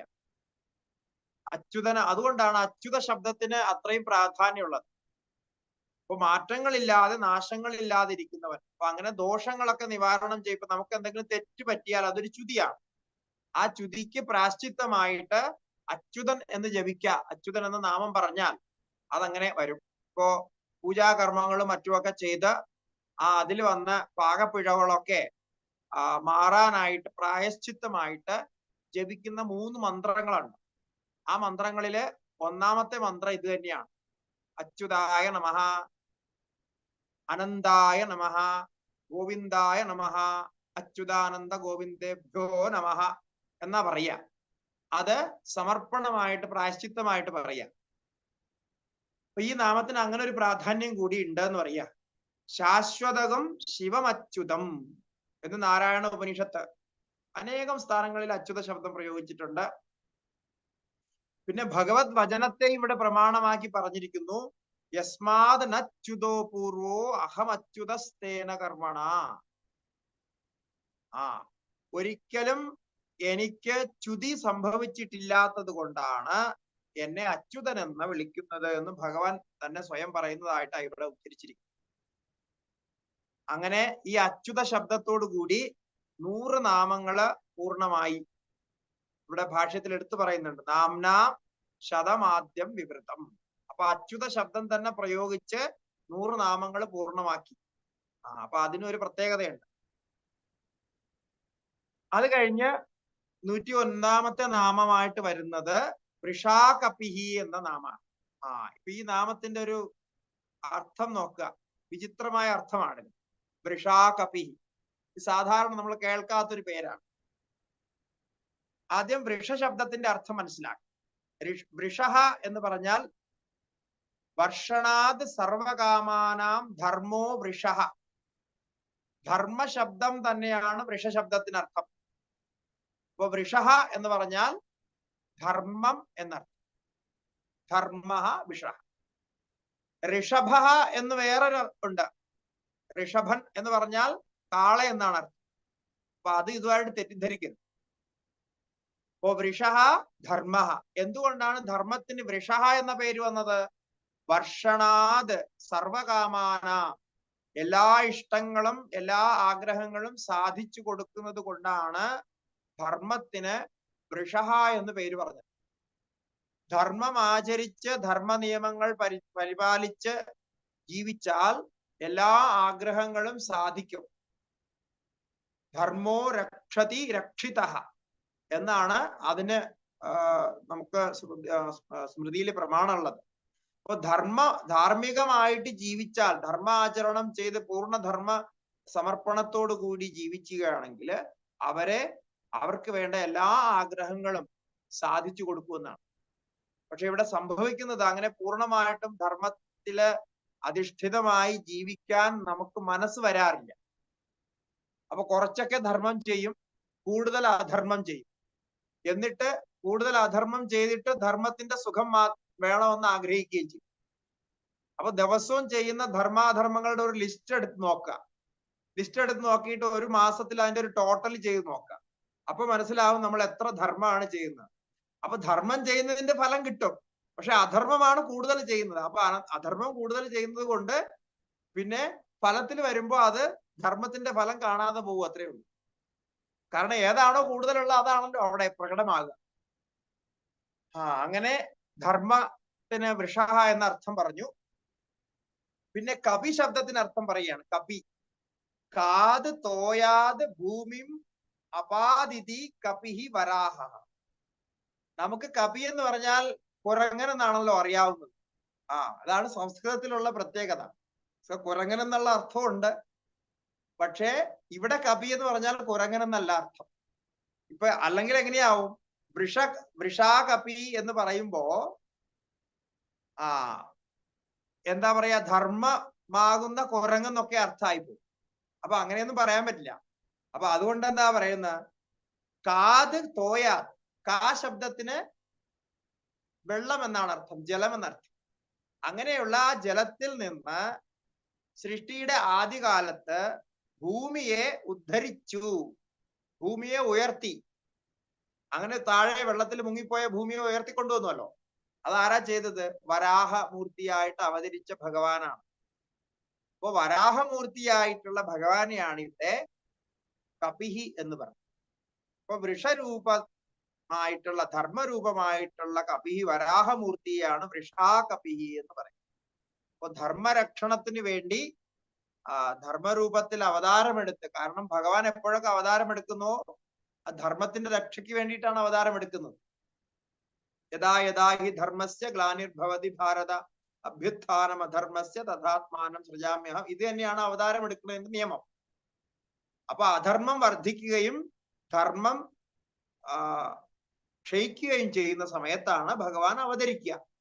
അപ്പൊ വൃഷാകവിയായിട്ട് ഭഗവാൻ അവതരിച്ചു. അതുകൊണ്ട് ഭഗവാന്റെ പേര് വൃഷാകപി എന്നായി. അതിനൊരു പ്രമാണം പറയുകയാണ്. കാരണം ഇങ്ങനെയൊക്കെ വളച്ചൊടിച്ചൊക്കെ അർത്ഥം പറയുമ്പോൾ ചിലവർക്ക് സംശയം തോന്നും, ഇത് വാസ്തവത്തിൽ ഈ അർത്ഥം ഉള്ളതാണോ, ഇത് ആചാര്യസ്വാമിജികൾ സ്വബുദ്ധിയാൽ പ്രകടമാക്കുന്ന അർത്ഥമാണോ എന്ന് സംശയിക്കുമല്ലോ.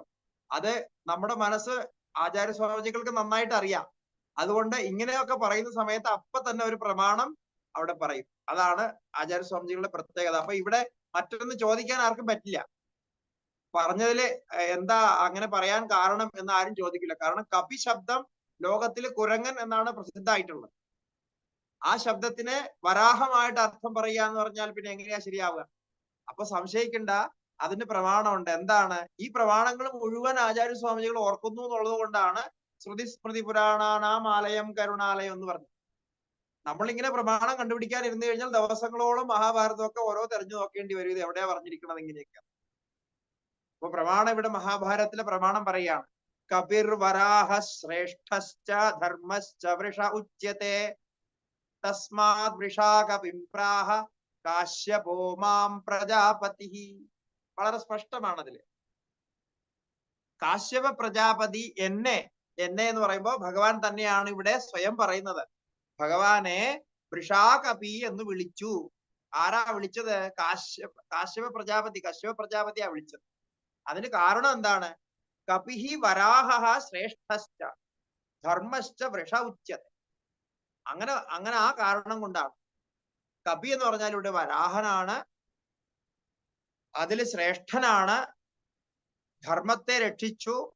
അങ്ങനെ ധർമ്മരക്ഷാർത്ഥം അവതരിച്ച വരാഹമൂർത്തി എന്ന അർത്ഥത്തില് വൃഷാകപി എന്ന് പറഞ്ഞു. ഇനി അടുത്ത നാമം അമേയാത്മാ എന്നാണ്. അമേയാത്മ. മേയം എന്ന് പറഞ്ഞാൽ അളക്കാൻ കഴിയുന്നത് എന്നർത്ഥം. നേരത്തെ ഒരു പദം എങ്ങനെ വന്നിരുന്നു? ഇപ്പോ ഇന്ന് നാമം വന്നിരുന്നുവല്ലോ, അവിടെയും അമേയം എന്ന് പറഞ്ഞു, ഇവിടെയും അമേയം എന്ന് പറയുന്നു. അപ്പൊ പ്രമാണം കൊണ്ട് അറിയാൻ സാധിക്കുന്നതിനെ പ്രമേയം എന്ന് പറയും.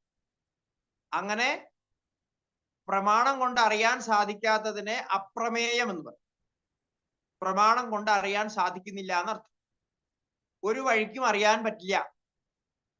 എന്നാൽ ഇവിടെ അമേയം എന്ന് പറഞ്ഞാൽ മാതും പരിച്ഛേത്തും ന ശക്യതേ. അതായത് മാ എന്ന ധാതുവിന് അളക്കുക എന്ന അർത്ഥമാണുള്ളത്. മാനം, നമുക്ക് ഈ ഈ പ്രമാണമെന്ന് മാനം ഉണ്ടായിരുന്നു. ഈ മാനവും പ്രമാണവും ഒന്ന് തന്നെയാ. പിന്നെ പ്രാ ചേർത്താൽ അത് പ്രമാണമാവും, പ്രാ മാറ്റിയാൽ മാനമാവും. മാനം എന്ന് പറഞ്ഞാൽ അളവ് എന്നാണ് അർത്ഥം. അപ്പൊ അമേയം എന്ന് പറഞ്ഞാൽ അളക്കാൻ കഴിയാത്തത് എന്ന അർത്ഥം. അപ്പൊ ഇത്രയാണ്, ഇങ്ങനെയാണ്, ഇത്രയും പരിച്ഛിന്നമാണ്, ഇതാണ് അതിന്റെ നീളം വീതി എന്ന് അളക്കാൻ കഴിയാത്തത് എന്നാണ് അമേയാത്മാ എന്നതിന്റെ അർത്ഥം. അത് ആത്മാ ഭഗവാന്റെ സ്വരൂപമാണ്. ഭഗവാൻ ഒരിക്കലും അളക്കാൻ കഴിയില്ല, അപരിച്ഛിന്നമാണ്, വ്യാപകമാണ്. അങ്ങനെ അമേയാത്മാ എന്ന നാമം കിട്ടി ഭഗവാൻ. അത് കഴിഞ്ഞാല് സർവയോഗ വിനിശ്രുത എന്നാണ് അടുത്ത നാമം.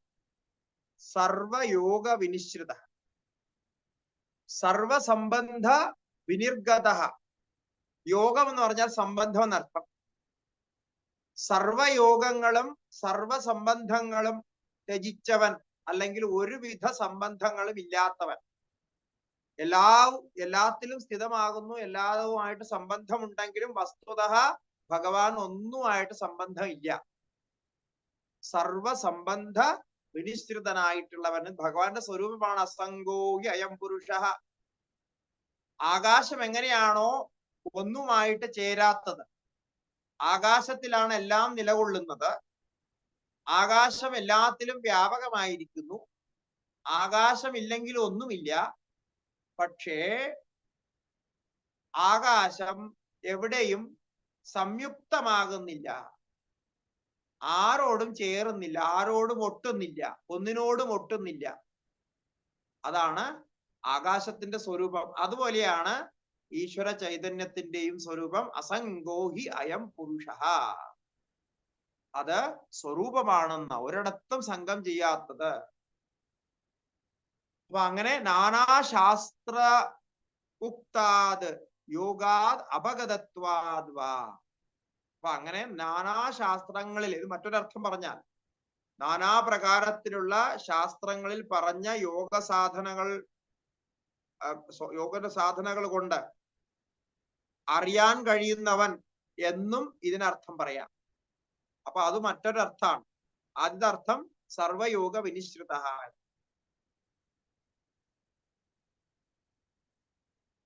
അങ്ങനെ രണ്ടർത്ഥവും സർവയോഗ വിനിശ്രുത ശബ്ദത്തിന് അർത്ഥം പറഞ്ഞു. എല്ലാ യോഗങ്ങളും എല്ലാ സാധനങ്ങളുടെയൊക്കെ ഫലമായിട്ട് പ്രാപിക്കാൻ കഴിയുന്നവൻ എന്നുള്ള അർത്ഥവും പറയാം എന്നായി. ഇനി അടുത്ത ശ്ലോകത്തിൽ നോക്കാം. 104 നാമം മുതല് വസുർവസുമനാ സത്യഃ സമാത്മാ സംമിതഃ സമഃ അമോഘ പുണ്ഡരീകാക്ഷോ വൃഷകർമാ വൃഷാകൃതിഃ. വസുർ വസുമനാഃ വസുഃ വസുമനാഃ സത്യഃ സമാത്മാ സംമിതഃ സമഃ അമോഘഃ പുണ്ഡരീകാക്ഷഃ വൃഷകർമാ വൃഷാകൃതിഃ. ഇത്രയും നാമങ്ങളാണ് ഇതിലുള്ളത്.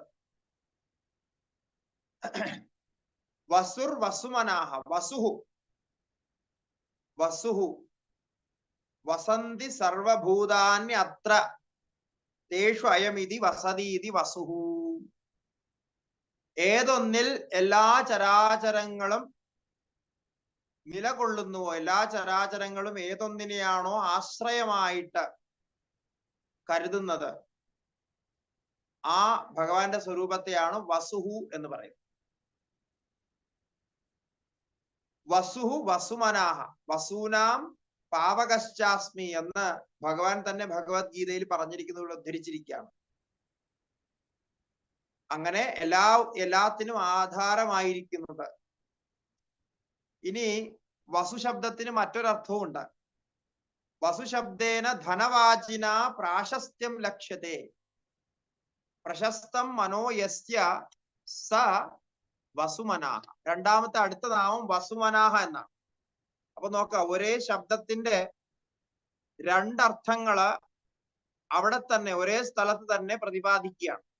അപ്പൊ നമുക്ക് വ്യക്തമായത് മനസ്സിലാക്കാൻ കഴിയും. അപ്പൊ വസു ശബ്ദത്തിനർത്ഥം എല്ലാം ഏതൊന്നിൽ നിലകൊള്ളുന്നുവോ, എല്ലാത്തിനും ആധാരമായിരിക്കുന്നത് ഏതൊന്നോ അത് വസു എന്നായി. അത് കഴിഞ്ഞ് പറയുന്നത് ഈ വസു ശബ്ദത്തിന് ധനം എന്നും അർത്ഥമുണ്ട്. വസുധ എന്ന് ഭഗവാൻ ഒരു പേരുമുണ്ട്, ഉപനിഷത്തിൽ പറയുന്നുണ്ട്. അന്നാദോ വസുദാനഹ എന്നൊക്കെ. വസു എന്ന് പറഞ്ഞാൽ ധനം എന്നും അർത്ഥമുണ്ട്. അപ്പൊ ധനശബ്ദം കൊണ്ട് എന്താ ഉദ്ദേശിക്കുന്നത്? ഐശ്വര്യത്തെ ഉദ്ദേശിക്കുന്നു. ഐശ്വര്യമാണ് അതിന്റെ താല്പര്യമായിട്ട് വരുന്നത്.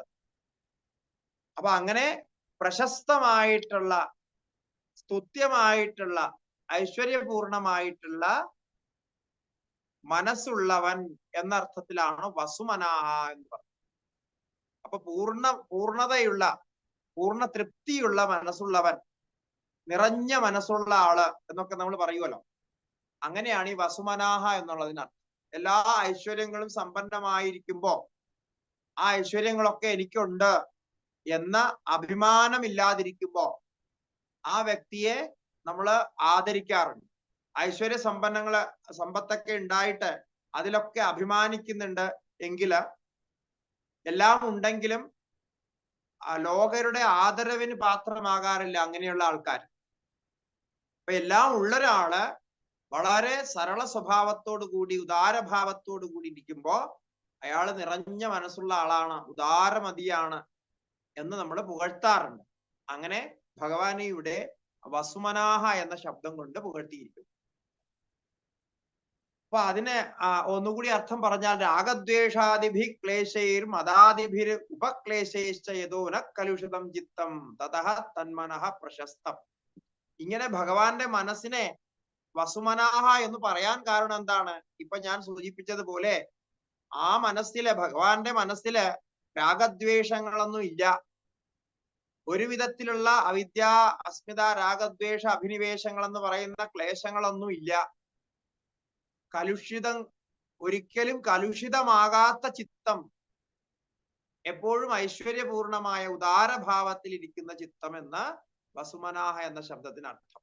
എത്ര സുന്ദരമായ അർത്ഥമാണെന്ന് നോക്കൂ.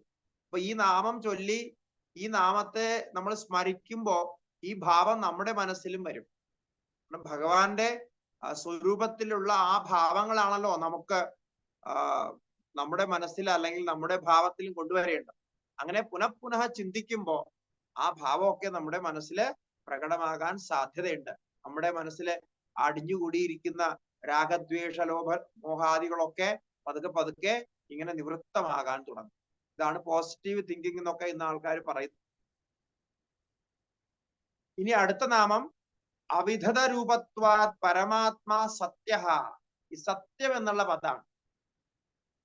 ഈ പദം നമുക്ക് വളരെ പരിചയമുള്ള പദമാണ് സത്യം എന്ന് പറയുന്നത്. സത്യഃ. അപ്പൊ സത്യം എന്ന് പറഞ്ഞാൽ അത് നംസലിംഗമാണ്. അപ്പൊ ബ്രഹ്മത്തെ വിശേഷിപ്പിക്കുമ്പോ സത്യം എന്ന് പറയും. ഇവിടെ സത്യഃ എന്ന് പറയും. സത്യം ജ്ഞാനമനന്തം ബ്രഹ്മ എന്ന ബ്രഹ്മത്തിന്റെ സ്വരൂപ ലക്ഷണം തൈത്തരീയ ഉപനിഷത്തിൽ പ്രസിദ്ധമാണ്. സത്യം. അപ്പൊ ബ്രഹ്മം ജ്ഞാനമാണ്, ബ്രഹ്മം സത്യമാണ്, ബ്രഹ്മം അനന്തമാണ്. അതുപോലെ സത്യ തെച്ച അഭവത്ത് എന്നും ശ്രുതി പറയുന്നുണ്ട്. ഇതെല്ലാം സത് ശബ്ദത്തിന്റെ അർത്ഥമായി. ഇപ്പൊ സതിഥി, സതെന്ന് പറഞ്ഞാൽ പ്രാണൻ എന്നും അർത്ഥമാണ്. സതെന്ന് പറഞ്ഞാൽ അസ്തിത്വം എന്നും അർത്ഥമാണ്. സതെന്ന് പറഞ്ഞാൽ പ്രാണൻ എന്നും അർത്ഥമാണ്. തീ എന്ന് പറഞ്ഞാൽ അന്നം. അപ്പോ സത് തീ. പിന്നെ സത്യം എന്നുള്ളതിന് യകാരം ഉണ്ടല്ലോ. അത് അപ്പൊ സത് തീ യം സത്യം എന്ന് വിഭജിച്ച് പറഞ്ഞാൽ അങ്ങനെ ഉപനിഷത്തിൽ തന്നെ അർത്ഥം പറഞ്ഞിട്ടുണ്ട്. ആ യമിനർത്ഥം ആദിത്യൻ എന്നാണ്, യകാരത്തിനർത്ഥം. അപ്പൊ സതെന്ന് പറഞ്ഞാൽ പ്രാണൻ, പ്രാണശക്തി. തീ എന്ന് പറഞ്ഞാൽ അന്നം. അന്നം എന്ന് പറയുമ്പോൾ പൃഥിവിയെയും ഉദ്ദേശിക്കാറുണ്ട് അവിടെ.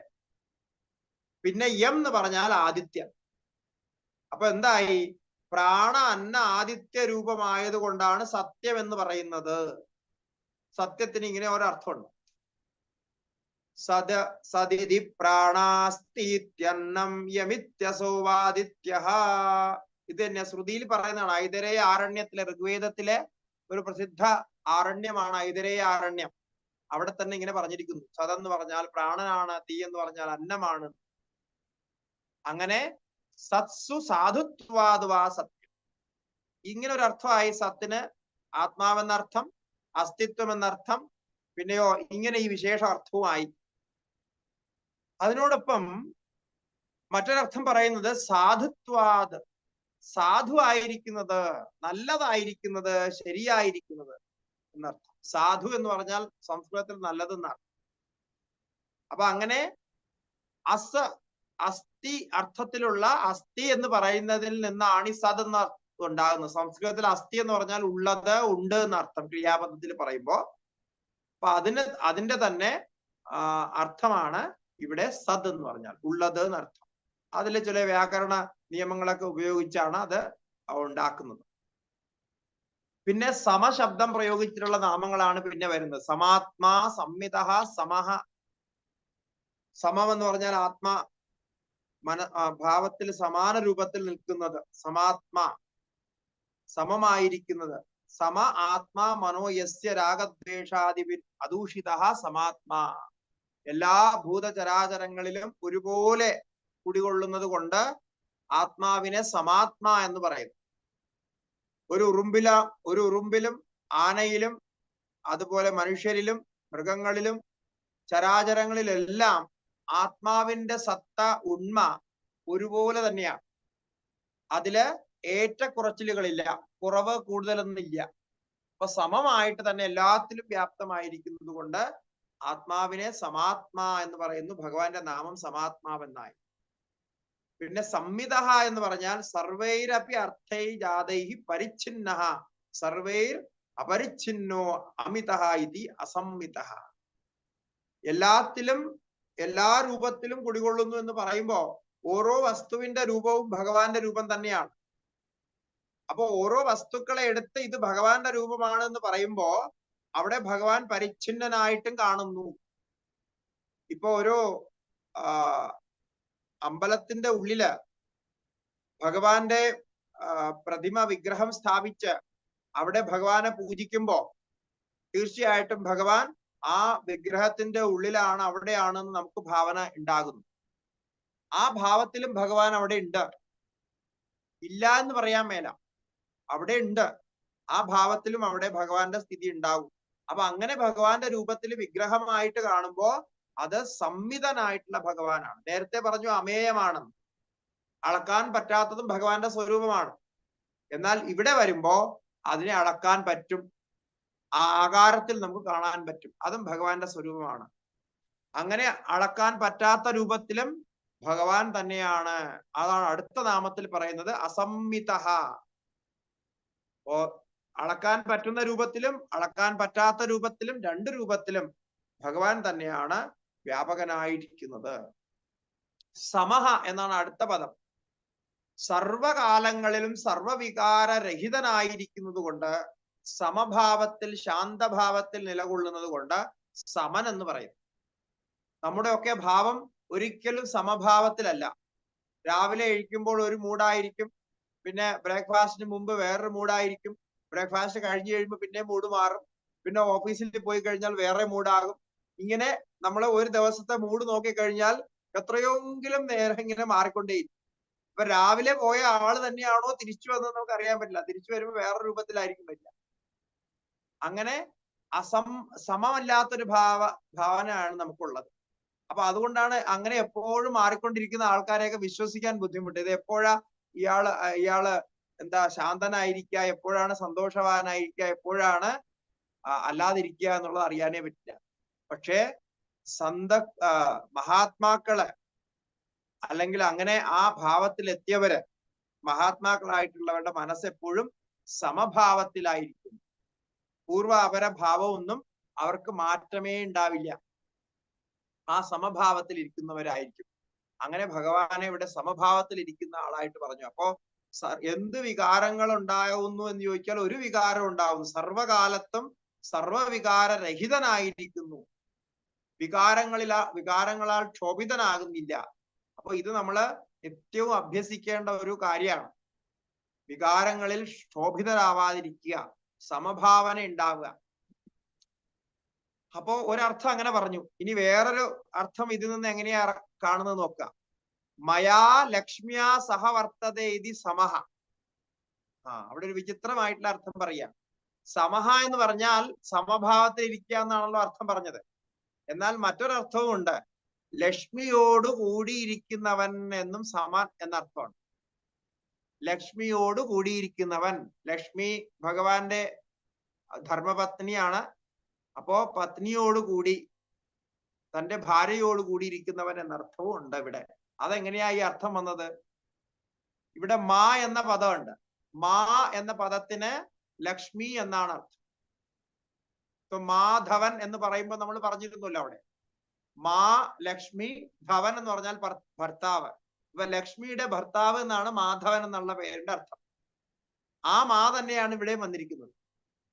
സ മാ, മയാ ലക്ഷ്മിയ, ലക്ഷ്മിയോട് കൂടി ഇരിക്കുന്നവൻ എന്ന അർത്ഥത്തില് സമഹ എന്ന് പറഞ്ഞു. അപ്പൊ നോക്ക എങ്ങനെയാ ഈ രസകരമായ അർത്ഥങ്ങളൊക്കെ ഇന്ന് കൊണ്ടുവരികയെന്നോ. പിന്നെ അമോഘ, പൂജിത സ്തുത സംസ്മൃതോ വാ സർവഫലം ദദാതി ന വൃഥാ കരോതി ഇതി അമോഘ. അമോഘൻ എന്ന് പറഞ്ഞാൽ ഒരിക്കലും വ്യർത്ഥമായിട്ട് പോവില്ല.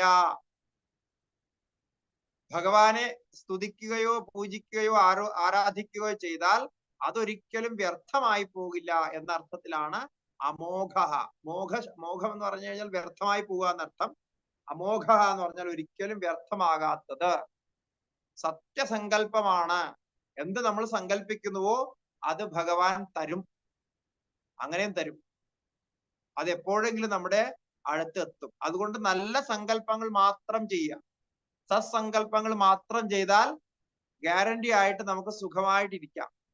കാരണം ഈ സങ്കല്പങ്ങൾ ചെയ്തതേ നമുക്ക് തിരിച്ചു വരുള്ളൂ. പക്ഷേ സങ്കല്പങ്ങൾ കൂടെ ചെയ്യുമ്പോൾ മറ്റുള്ളവരെ ദ്രോഹിക്കണം, അങ്ങനെയൊക്കെ സങ്കല്പങ്ങൾ ചെയ്താൽ പിന്നെ അതൊക്കെ ചെയ്യേണ്ടി വരും, അല്ലെങ്കിൽ അതിലൊക്കെ ചെന്ന് പെടും. ഈ ദ്രോഹമൊക്കെ തിരിച്ച് നമ്മളെ ഭാഗത്തേക്ക് വരും. കാരണം നമ്മൾ മറ്റുള്ളവരെ ദ്രോഹിക്കണമെന്ന് ഉദ്ദേശിക്കുമ്പോൾ അവരും നമ്മളെ ദ്രോഹിക്കണമെന്ന് ഉദ്ദേശിക്കുന്നുണ്ടല്ലോ, അല്ല ആഗ്രഹിക്കുന്നുണ്ടല്ലോ. അങ്ങനെ വരുമ്പോ നമ്മളുടെ ഫലവും അവരുടെ ഫലവും രണ്ടും ഭഗവാന് തന്നേ പറ്റുള്ളൂ.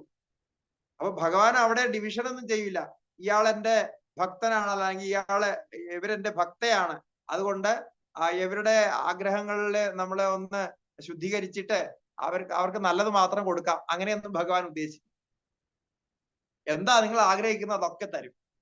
അപ്പൊ അതൊക്കെ അനുഭവിച്ചുകൊള്ളുക, അത്രയാണ്. അതുകൊണ്ട് ശുദ്ധ സങ്കല്പം, എപ്പോഴും പോസിറ്റീവ് ആയിട്ടുള്ള സങ്കല്പം, എല്ലാവർക്കും സുഖം തരുന്നതിനുള്ള സങ്കല്പം. ആരെങ്കിലും ദ്രോഹിച്ചാൽ തന്നെ ഇങ്ങനെ ചിന്തിക്കുക, ഞാൻ ദ്രോഹിക്കുന്നതിനെ കുറിച്ച് ചിന്തിച്ചാൽ എനിക്കും ആ ദ്രോഹം വരും. അതുകൊണ്ട് ശുദ്ധ സങ്കല്പമായിട്ടിരുന്നാൽ നമുക്ക് ഒരിക്കലും എന്താ പറയുക, ദുഃഖങ്ങളൊന്നും ഉണ്ടാവില്ല. പുണ്ടരീകാക്ഷ എന്നാണ് അടുത്ത നാമം. അപ്പൊ പുണ്ടരീകം എന്ന് പറഞ്ഞാൽ താമരയാണെന്ന് അർത്ഥം. ഹൃദയത്തില് പുണ്ടരീകം അശ്നുതേ വ്യാപ്നോതി തത്ര ഉപലക്ഷിത ഇതി പുണ്ടരീകാക്ഷ. അപ്പൊ താമര പോലെ കണ്ണുള്ളവൻ. അപ്പൊ നേരത്തെയും ഈ താമരയെ കുറിച്ചിട്ടുള്ള വർണ്ണനയുണ്ട്. താമര പുഷ്പങ്ങളിലെ ഏറ്റവും നല്ല പുഷ്പമായിട്ടാണ് നമ്മുടെ ശാസ്ത്രങ്ങളിലൊക്കെ പറയുന്നത് ആ താമരയുടെ സൗന്ദര്യം. അപ്പൊ അതുകൊണ്ട് താമരയെ ചേർത്ത് വെച്ച നാമങ്ങൾ, അനേകം നാമങ്ങൾ നമുക്ക് ഇനിയും കാണാൻ കഴിയും. പുണ്ടരീകാക്ഷ, പുണ്ടരീകം പോലെ കണ്ണുകളുള്ളവൻ എന്നർത്ഥം. അങ്ങനെ സുന്ദരമായിട്ടുള്ള കണ്ണുകളുള്ളവൻ എന്നർത്ഥം. പുണ്ടരീകാകാരേ ഉഭേ അക്ഷിണി യസ്യവ, പുണ്ടരീകാകാരത്തിൽ കണ്ണുകളുള്ളവൻ. പിന്നെ പുണ്ടരീകം എന്നതിന് ഹൃദയത്തിൽ സ്ഥിതമായത് എന്നും അർത്ഥമുണ്ട്. ഹൃദയ കമലത്തെയാണ് പുണ്ടരീകം എന്ന് പറയുന്നത്. അങ്ങനെ പുണ്ടരീകം എന്ന് പറഞ്ഞാൽ അത് പുഷ്പം പറിച്ചെടുക്കുന്ന, ആ പുഷ്പം കണ്ടു കഴിഞ്ഞാൽ ഇങ്ങനെ പറിച്ചെടുക്കാൻ തോന്നും. അതുകൊണ്ടാണ് ഈ താമരയ്ക്ക് പുണ്ടരീകം എന്ന് പറയുന്നത്. പുട്യതേ പുഷ്പാദിഭിരിതി പുണ്ടരീകം എന്നാണ്. അങ്ങനെ മുറിച്ചെടുക്കാൻ, പറിച്ചെടുക്കാൻ തോന്നും ആ സൗന്ദര്യം കൊണ്ട്. അങ്ങനെയുള്ള പുണ്ടരീകത്തിന്റെ ആകാരത്തിൽ ഹൃദയത്തില് ഒരു സ്ഥാനം ഉണ്ടാക്കി അവിടെ നിവാസം ചെയ്യുന്നു എന്നതുകൊണ്ട് ഭഗവാനെ അങ്ങനെ പറയുന്നു, പുണ്ടരീക ലക്ഷിതമായിട്ടുള്ളവൻ. പിന്നെ പുണ്ടരീക ആകാരത്തിലുള്ള കണ്ണുകളുള്ളവൻ, ഇങ്ങനെ രണ്ടർത്ഥവും പറഞ്ഞു. പിന്നെ വീണ്ടും വൃഷശബ്ദം വന്നു. വൃഷലക്ഷണം കർമ്മ അസ്തി വൃഷകർമ്മ. ധർമ്മം മാത്രം കർമ്മമായിട്ടുള്ളവൻ. വൃഷകർമ്മ എന്ന് പറഞ്ഞാൽ ധർമ്മം മാത്രം കർമ്മമായിട്ട് പ്രവൃത്തിയായിട്ട് ചെയ്യുന്നവൻ, ധർമ്മം മാത്രം ആചരിക്കുന്നവൻ. അങ്ങനെയാണ് വൃഷകർമ്മ എന്നതിനർത്ഥം. പിന്നെ വൃഷാകൃതി, വൃഷ ആകൃതി. ആകൃതി എന്ന് പറഞ്ഞാൽ ശരീരം എന്നാണ് അർത്ഥം. അപ്പൊ ധർമ്മ സംസ്ഥാപനത്തിന് വേണ്ടി ഓരോ പ്രാവശ്യവും ഭഗവാൻ ധർമ്മ അവതാരങ്ങൾ എടുക്കും. അപ്പൊ ധർമാർത്ഥം ആകൃതി ശരീരമസ്യ ഇതി ധർമ്മ വൃഷാകൃതി എന്നർത്ഥം.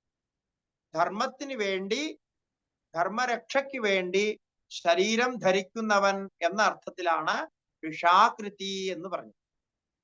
ഇതാണ് ഭഗവത്ഗീതയിലെ ആ പേര്. നമുക്ക് ആ വാക്യം നമുക്കറിയാം, ധർമ്മ സംസ്ഥാപനാർത്ഥായ സംഭവാമി യുഗേ യുഗേ എന്ന ഭഗവത് വചനം. അപ്പൊ ഇങ്ങനെ ഇതുവരെയുള്ള ഈ നാമങ്ങള് നോക്കി. ഇപ്പോ സമയം ഇവിടെ അവസാനിച്ചു.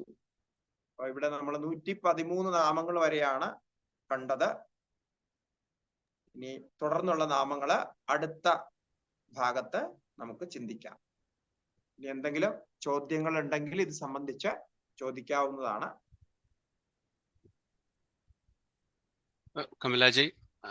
കമലാജിക്ക് പറയാനുള്ള ഒരു വിഷയമുണ്ട്. സ്വാമിജി പ്രണാമം. പ്രണാമം, പറയൂ.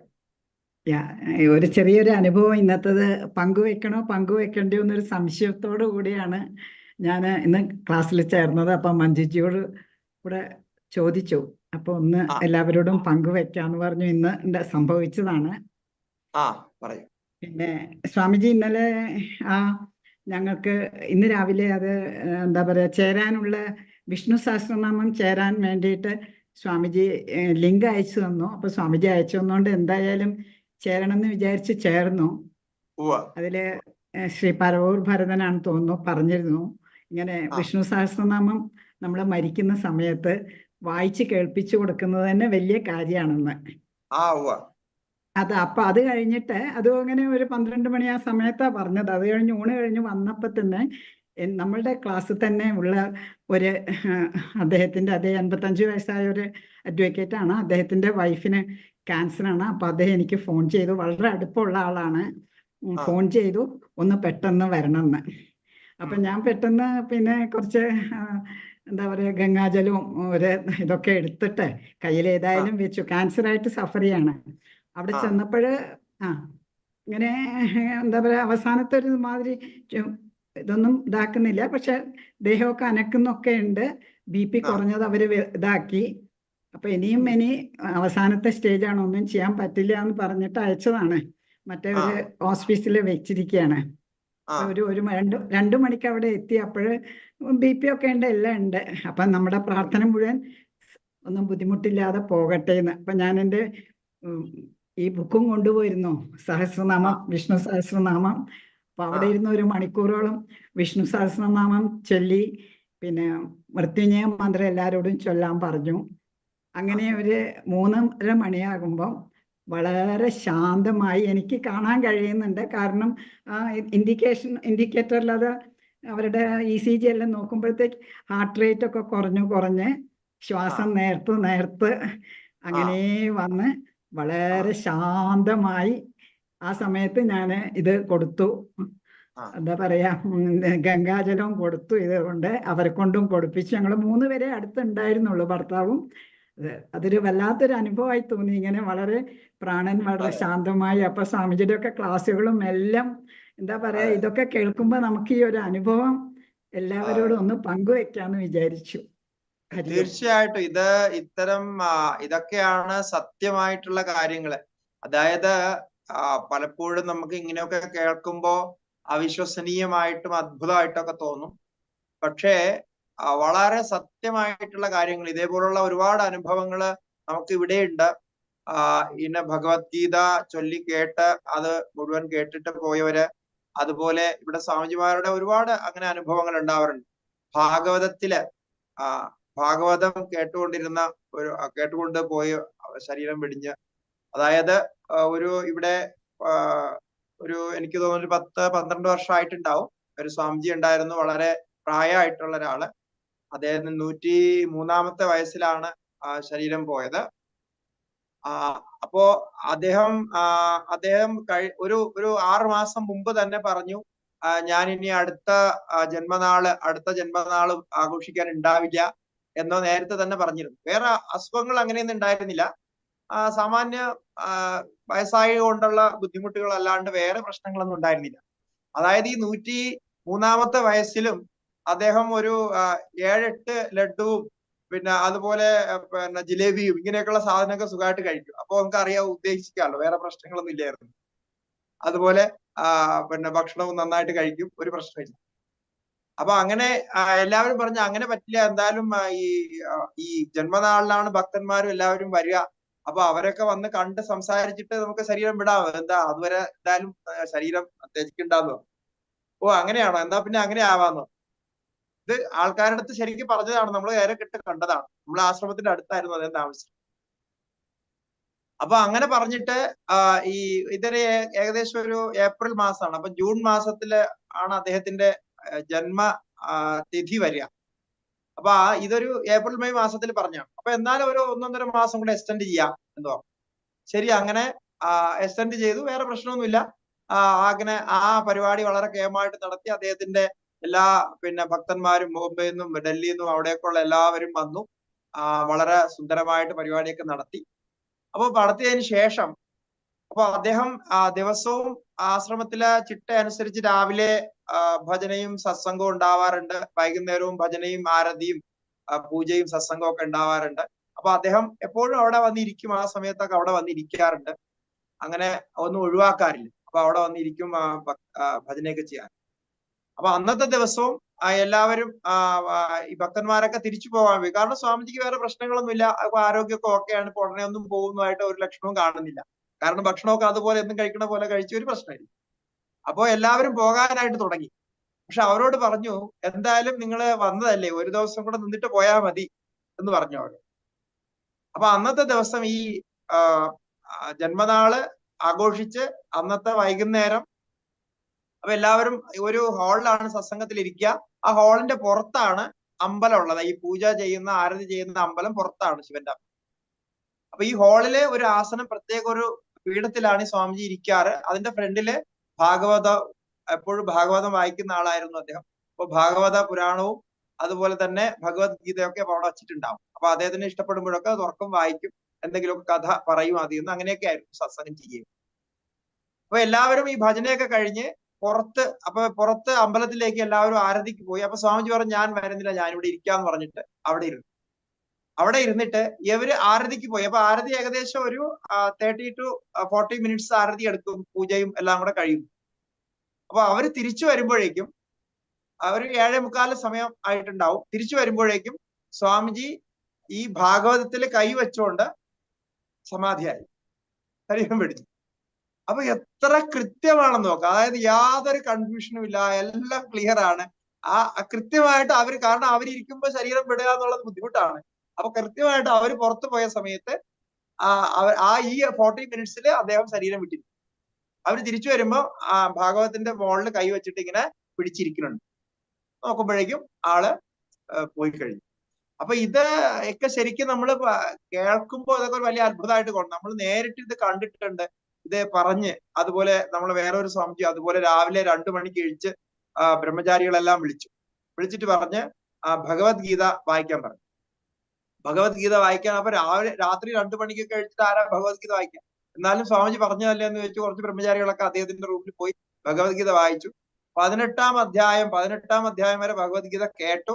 18-ാം അധ്യായം ഭഗവത്ഗീത കഴിഞ്ഞപ്പോ അദ്ദേഹം സമാധിയായി. അവിടെ കിടന്നുകൊണ്ട് തന്നെ സമാധിയായി. എല്ലാവരുടെ അടുത്ത് യാത്രയൊക്കെ പറഞ്ഞ് കൈയൊക്കെ കാണിച്ചിട്ട് പറഞ്ഞു. അപ്പൊ അങ്ങനെ ഇതെല്ലാം പ്രത്യക്ഷമായിട്ട് സംഭവിക്കുക. അപ്പൊ അതിനൊക്കെ ഒരു സത്യമായിട്ടുള്ള ഭാവമുണ്ട്. ഭഗവാൻ എന്താണ് ഗീതയിൽ പറഞ്ഞിരിക്കുന്നത്? അന്ധകാലേ ച മാമേവ സ്മരൻ മുക്ത്വാ കലേവരം എന്ന് ഭഗവാൻ പറയുന്നുണ്ടല്ലോ. അപ്പൊ ഈ നാമങ്ങൾ ഉച്ചരിക്കാൻ കഴിയുക ജന്മസമയം മുതൽക്ക് മരണസമയം വരെ എല്ലായ്പ്പോഴും ഈ നാമങ്ങൾ ഉച്ചരിക്കാൻ കഴിയുക എന്നുള്ളത് വളരെ സത്യമായിട്ടുള്ള കാര്യമാണ്. ഇന്ന് പത്മനാഭസ്വാമി ക്ഷേത്രത്തിൽ നടന്ന ആ സമർപ്പണ സമ്മേളനത്തിലും തന്ത്രി അവർകളും എല്ലാവരും ഇതിനെക്കുറിച്ച് പറയുകയുണ്ടായി. അദ്ദേഹത്തിന്റെ അനുഭവം പറഞ്ഞു. അപ്പൊ ഇതൊക്കെ സത്യമായിട്ടുള്ള കാര്യമാണ്. അത് നമുക്ക് വീണ്ടും വീണ്ടും അനുഭവിക്കാൻ കഴിയുമ്പോഴാണ് ശരിക്കും അത് നല്ല ഒരു അനുഭവമായിട്ട് നമ്മുടെ ഉള്ളില് അനുഭൂതിയായിട്ട് അങ്ങനെ നിൽക്കുക. ഇപ്പൊ ഭഗവാനോടുള്ള ആ ഒരു ഭക്തിയും ഭാവവും ശ്രദ്ധയും ഒക്കെ ഇതിൽ നിന്ന് വർദ്ധിക്കുകയും ചെയ്യും. അങ്ങനെ അത് സംഭവിച്ചു, പ്രത്യക്ഷമായിട്ട് അറിഞ്ഞു എന്നുള്ളതൊരു വലിയ കാര്യം തന്നെയാണ്. അതെല്ലാവരോടത്തും ഷെയർ ചെയ്തു എന്നുള്ളതും നല്ലത് തന്നെയാണ്. കാരണം അവർക്ക് എല്ലാവർക്കും കേൾക്കുമ്പോൾ ഒരു സന്തോഷം ഉണ്ടാവുമല്ലോ, ഇങ്ങനെ ഒരു സത്യം അതിലുണ്ട് എന്നുള്ളത്. അതുപോലെ ആ ആത്മാവിന്, ഈ ശരീരം വെടിഞ്ഞു പോയ ആത്മാവിനും പൂർണ്ണമായിട്ടും ഭഗവതിങ്കൽ ഒരു ഭക്തിയും ഭാവവും ഒക്കെ ഉണ്ടാവും, പരമശാന്തി ഉണ്ടാവും എന്ന് തന്നെ നമ്മൾ പ്രാർത്ഥിക്കുക. സ്വാമിജി ഒരു ചോദ്യം എടുക്കട്ടെ, ഓൺലൈനായിട്ട് വന്നതാണ്. My name is Arvindakshan Topil from Mala, Thrissur. I need to ask Swami a question. Swamiji, if possible, can you please explain to me what happened to Mandara? How she ended? Did she come back? No place I haven't seen about her. I'm very anxious to know about it. It should be a lesson to today's Mandara. Thanks, Swamiji. എനിക്ക് ഒരു point വിട്ടുപോയി. എന്താണ് മന്ദരയ്ക്ക് എന്താ സംഭവിച്ചെന്നാണോ? സ്വാമിജി ഇതിനകത്ത് മനസ്സിലാക്കിയത്, I need to ask Swamiji question. Swamiji, if possible can you please explain to me what happen to Manthara? അതിനുശേഷം മന്ദരയ്ക്ക് എന്ത് സംഭവിച്ചു എന്നുള്ളത്. മന്ദരയ്ക്ക് എന്താ സംഭവിച്ചത്? അത് ഇപ്പോ നമ്മള് കഥയില് നോക്കുമ്പോ ഈ ഓരോ കഥയിലും ഓരോ കഥാപാത്രങ്ങളുടെ ഓരോ റോളുകൾ ഉണ്ടാവും. അപ്പൊ ഈ റോളുകള് അഭിനയിക്കാനാണ് അവര് അവിടെ വരുന്നത്. ഇപ്പൊ ഒരു നാടകത്തിലെ ഒരു റോൾ അഭിനയിക്കുന്നത് പോലെയാണ്. ഇപ്പൊ നാടകത്തിലെ റോൾ അഭിനയിക്കുമ്പോ ആ റോൾ അഭിനയിക്കുന്ന ആളിനും മറ്റുള്ളവർക്കും ഒക്കെ അറിയാം ഇതൊരു അഭിനയമാണ്, ഇയാൾ ഈ റോളിന് വേണ്ടി വന്നിട്ടുള്ളത് കൊണ്ട് അങ്ങനെ ചെയ്യുന്നു. ഇപ്പൊ കംസനായിട്ടും രാവണനായിട്ടും ഒക്കെ അഭിനയിക്കുന്നുണ്ട്. ഈ അഭിനേതാക്കൾക്കൊന്നും ഈ കംസനുമായിട്ടും രാവണനുമായിട്ടൊന്നും ഒരു ബന്ധം ഉണ്ടാവില്ല. അവരുടെ അഭിനയം, അവരുടെ കർത്തവ്യം അവർ നിറവേറ്റുകയാണ്. അപ്പൊ ഈ കർത്തവ്യം നിറവേറ്റാൻ ഓരോരോ നിമിത്തങ്ങൾ ഓരോ സമയത്ത് ഓരോരോ ഡ്യൂട്ടി അനുസരിച്ച് വരും.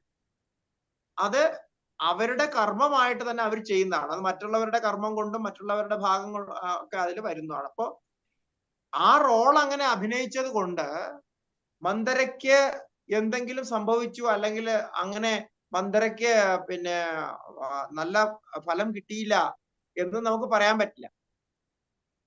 കാരണം ആ പറയുന്ന കർമ്മ ഗതിക്ക്, അവിടെ നടക്കേണ്ട കർമ്മഗതിക്ക് വഴിതെളിച്ചു, അല്ലെങ്കിൽ ആ കർമ്മഗതിയെ ശരിക്ക് നടത്തിപ്പിക്കാനായിട്ട് മന്ദര എന്ന് പറയുന്ന ആ വ്യക്തി സഹായിച്ചു എന്നുള്ളതാണ്. നമ്മുടെ കർമ്മ സിദ്ധാന്തത്തിന്റെ പ്രത്യേകത അതാണ്. ഓരോ വ്യക്തിയുടെയും അതത് കർത്തവ്യങ്ങളാണ് ആ കർമ്മത്തിനെ അവിടെ പൂർണ്ണമാക്കാൻ സഹായിക്കും. അപ്പോ ശ്രീരാമ ചരിത്രത്തിലെ ആ ചരിത്രത്തിന്റെ ആ ഒരു കഥാഭാഗത്ത് മന്ദരയ്ക്ക് അങ്ങനെ ഒരു റോൾ ഉണ്ടായിരുന്നു. അതുപോലെ വലിയൊരു റോള് ചെയ്യുന്ന ആളാണ് നാരദ മഹർഷി. അപ്പൊ നാരദ മഹർഷിയുടെ റോൾ നമുക്കറിയാമല്ലോ. ഇത്തരം കണക്ടിവിറ്റി, കണക്ഷൻസ് വരാത്ത സ്ഥലങ്ങളിലേക്ക് പോയിട്ട് കണക്ട് ചെയ്യുക എന്നുള്ളതാണ് അദ്ദേഹത്തിന്റെ റോള്. ആ കണക്ട് ചെയ്തിട്ട് പോകും. അദ്ദേഹം ഒരു പക്ഷപാതിയല്ല, അദ്ദേഹം നിഷ്പക്ഷനാണ്. അപ്പം നാരദ മഹർഷി എന്താണോ ചെയ്യുന്നത് അത് തന്നെയാണ് പലപ്പോഴും ലോകത്ത് പലരും ചെയ്യുന്നത്. പക്ഷേ ഇതിൽ സംഭവിക്കുന്നത് നമുക്ക് അതിന്റെ മുൻപും പിൻപും അറിയാൻ കഴിയാത്തത് കൊണ്ട് നമ്മൾ ആ വ്യക്തിയിലോ അല്ലെങ്കിൽ ആ സന്ദർഭത്തിലോ ഒരു എന്താ പറയാ, ഒരു യാഥാർത്ഥ്യം കാണും. അവരാണ് അത് ചെയ്തതെന്ന്. ഇനി അവരോട് തന്നെ ചോദിച്ചാൽ നിങ്ങളിത് എങ്ങനെ, എന്തുകൊണ്ടാണ് ചെയ്തതെന്ന് പറഞ്ഞാൽ പലപ്പോഴും അവർ പറയും എനിക്കറിയില്ല, എനിക്ക് അങ്ങനെ തോന്നി, എങ്ങനെ പറയും. ദുര്യോധനനോട് ഒരു ചോദിക്കുന്ന ഒരു ഭാഗമുണ്ട് മഹാഭാരതത്തിൽ. ദുര്യോധനനോട് ചോദിക്കുകയാണ്, നിങ്ങൾ ഇതെല്ലാം പഠിച്ചു മനസ്സിലാക്കി ധർമ്മവും അധർമ്മവും ഒക്കെ അറിയാവുന്ന ആളാണല്ലോ, പിന്നെ എന്തുകൊണ്ടാണ് ഇങ്ങനെ അഹങ്കരിച്ച് പാണ്ഡവരോട് ഇത്രയും ക്രൂരമായിട്ട് പെരുമാറുന്നതും നിർദ്ദയമായിട്ട് അവർക്ക് അല്പം പോലും സഹായം ചെയ്യാത്ത രീതിയിൽ, നിങ്ങളുടെ തന്നെ സഹോദരന്മാരാണ്, എന്തുകൊണ്ടാണ് അങ്ങനെ പെരുമാറുന്നതെന്ന് ചോദിച്ചപ്പോ ദുര്യോധനൻ പറഞ്ഞ മറുപടി അതെന്താണെന്ന് എനിക്കറിയില്ല. അദ്ദേഹം പറഞ്ഞത് ധർമ്മം ജാനാമി, ധർമ്മത്തെയും ഞാൻ അറിയുന്നു, അധർമ്മവും ജാനാമി, അധർമ്മത്തെയും അറിയുന്നു. പക്ഷേ ഏതോ ഒരു ശക്തി എൻ്റെ ഉള്ളിലിരുന്ന് ഞാൻ ധർമ്മം ചെയ്യണമെന്നൊക്കെ ആഗ്രഹിക്കുമ്പോഴേ എന്നിൽ നിന്ന് അധർമ്മമേ ഉണ്ടാവുന്നുള്ളൂ. ഞാൻ നല്ല വാക്ക് പറയണമെന്ന് ആഗ്രഹിക്കും, പക്ഷേ അത് നല്ല വാക്കാവില്ല. നല്ലത് ചെയ്യണമെന്ന് ഞാൻ വിചാരിക്കുന്നു, പക്ഷെ അത് നല്ലതാവുന്നില്ല. അപ്പൊ ഏതോ ഒരു ശക്തി എൻ്റെ ഉള്ളിലിരുന്ന് ഇങ്ങനെ പ്രേരിപ്പിക്കുന്നതായിട്ടാണ് എനിക്ക് തോന്നുന്നത്, അല്ലെങ്കിൽ ഇതൊന്നും ഞാൻ ചെയ്യുന്നതായിട്ട് എനിക്ക് തോന്നുന്നില്ല. കാരണം അതിപ്പോ മഹാഭാരത കഥയിൽ നമ്മൾ നോക്കുമ്പോൾ പലപ്പോഴും എന്താ ദുര്യോധനന്റെ ഭാഗത്ത് ഒരുപാട് കാര്യങ്ങൾ ദുര്യോധനന്റെ ഭാഗത്ത് ശരിയുണ്ട്, പക്ഷെ ആ ശരിയൊന്നും ശരിയായില്ല എന്നുള്ളതാണ്. അതെല്ലാം തെറ്റായിട്ട് പരിണമിച്ചു, അല്ലെങ്കിൽ അങ്ങനെ ഒരു അവസ്ഥ വന്നു. അപ്പൊ അതാണ് ആ വ്യക്തിയിൽ നമ്മൾ കാണുന്നത്, അതായത് ദുര്യോധനന്റെ വ്യക്തിത്വത്തിൽ നോക്കുമ്പോൾ കാണും. അപ്പൊ അതുപോലെ ഓരോരുത്തരുടെ ഉള്ളിലിരുന്ന് ആ ഭഗവാന്റെ ആ കർമ്മം നിറവേറ്റാനായിട്ട് ഓരോ റോളിൽ ഓരോരുത്തർ വരും. അങ്ങനെ വരുമ്പോഴാണ് അത് നടക്കുന്നത്. അപ്പോ തെറ്റ് ശരിയെന്ന് ഏതാണ് ചോദിച്ചാൽ ഇപ്പൊ നമുക്ക് പറയാം, അപ്പൊ അങ്ങനെയുള്ളവരെ നമ്മൾ തെറ്റുകാരാണെന്ന് കരുതണ്ടയോ എന്ന് ചോദിച്ചാൽ അങ്ങനെയല്ല. ആ സന്ദർഭത്തിൽ അവർ ചെയ്യുന്ന റോൾ, അവരുടെ ഫലം, അവരുടെ കർമ്മം അതുണ്ടാവും. പക്ഷേ അതൊരിക്കലും നമുക്ക് അനുകരിക്കേണ്ടതല്ല, നമ്മൾ അനുകരിക്കേണ്ടതല്ല, അല്ലെ നമ്മളത് ചെയ്യേണ്ടതല്ല. നമ്മളതിനെ ചെയ്യാൻ പ്രേരിപ്പിക്കാനും പാടില്ല. അങ്ങനെ പ്രേരിപ്പിച്ചാൽ അത് നമ്മുടെ പക്ഷത്തു നിന്നുള്ള അഹങ്കാരം, നമ്മുടെ പക്ഷത്തു നിന്നുള്ള കർത്തൃത്വമാണ്, അതിന്റെ പാപം നമുക്ക് കിട്ടും. അപ്പൊ അതുകൊണ്ടാണ് ഈ പ്രാരബ്ധ കർമ്മം എന്ന് പറയുന്നത് ഈ സമഷ്ടി പ്രാരബ്ധം എന്നുള്ളതുണ്ട്. ഈ സമഷ്ടി പ്രാരബ്ധത്തിൽ അതനുസരിച്ച് അങ്ങനെ പോകും. അപ്പൊ അതുകൊണ്ട് മന്ദരയ്ക്കും മന്ദരയുടെയുള്ള കർമ്മത്തിന്റെ ഫലം അനുസരിച്ച് കിട്ടിയിട്ടുണ്ടാവും. പിന്നെ അവിടെ ശ്രീരാമചന്ദ്രൻ മന്ദരയുടെ അതിനെ കുറിച്ച് പറയുന്നുണ്ട്, മന്ദരയെ ശ്രീരാമചന്ദ്രൻ ശപിക്കുകയോ അല്ലെങ്കിൽ അങ്ങനെ ഒന്നും ചെയ്തിട്ടില്ല. അങ്ങനെ അവരെ പിന്നെ ആ രീതിയിൽ കാണുക ഒന്നും ചെയ്തിട്ടില്ല. അവരവരുടെ റോള് ചെയ്തു എന്ന് മാത്രമേ അവിടെ കാണുന്നുള്ളൂ. അതുകൊണ്ട് അവരുടെ കർമ്മം അനുസരിച്ച് അവരെന്താണോ അതിന് ഫലം പ്രായശ്ചിത്തമായിട്ട് ചെയ്തിട്ടുണ്ടാവും. അങ്ങനെയുണ്ടെങ്കിൽ അവർക്ക് ആ ഗതി ഉണ്ടാവും.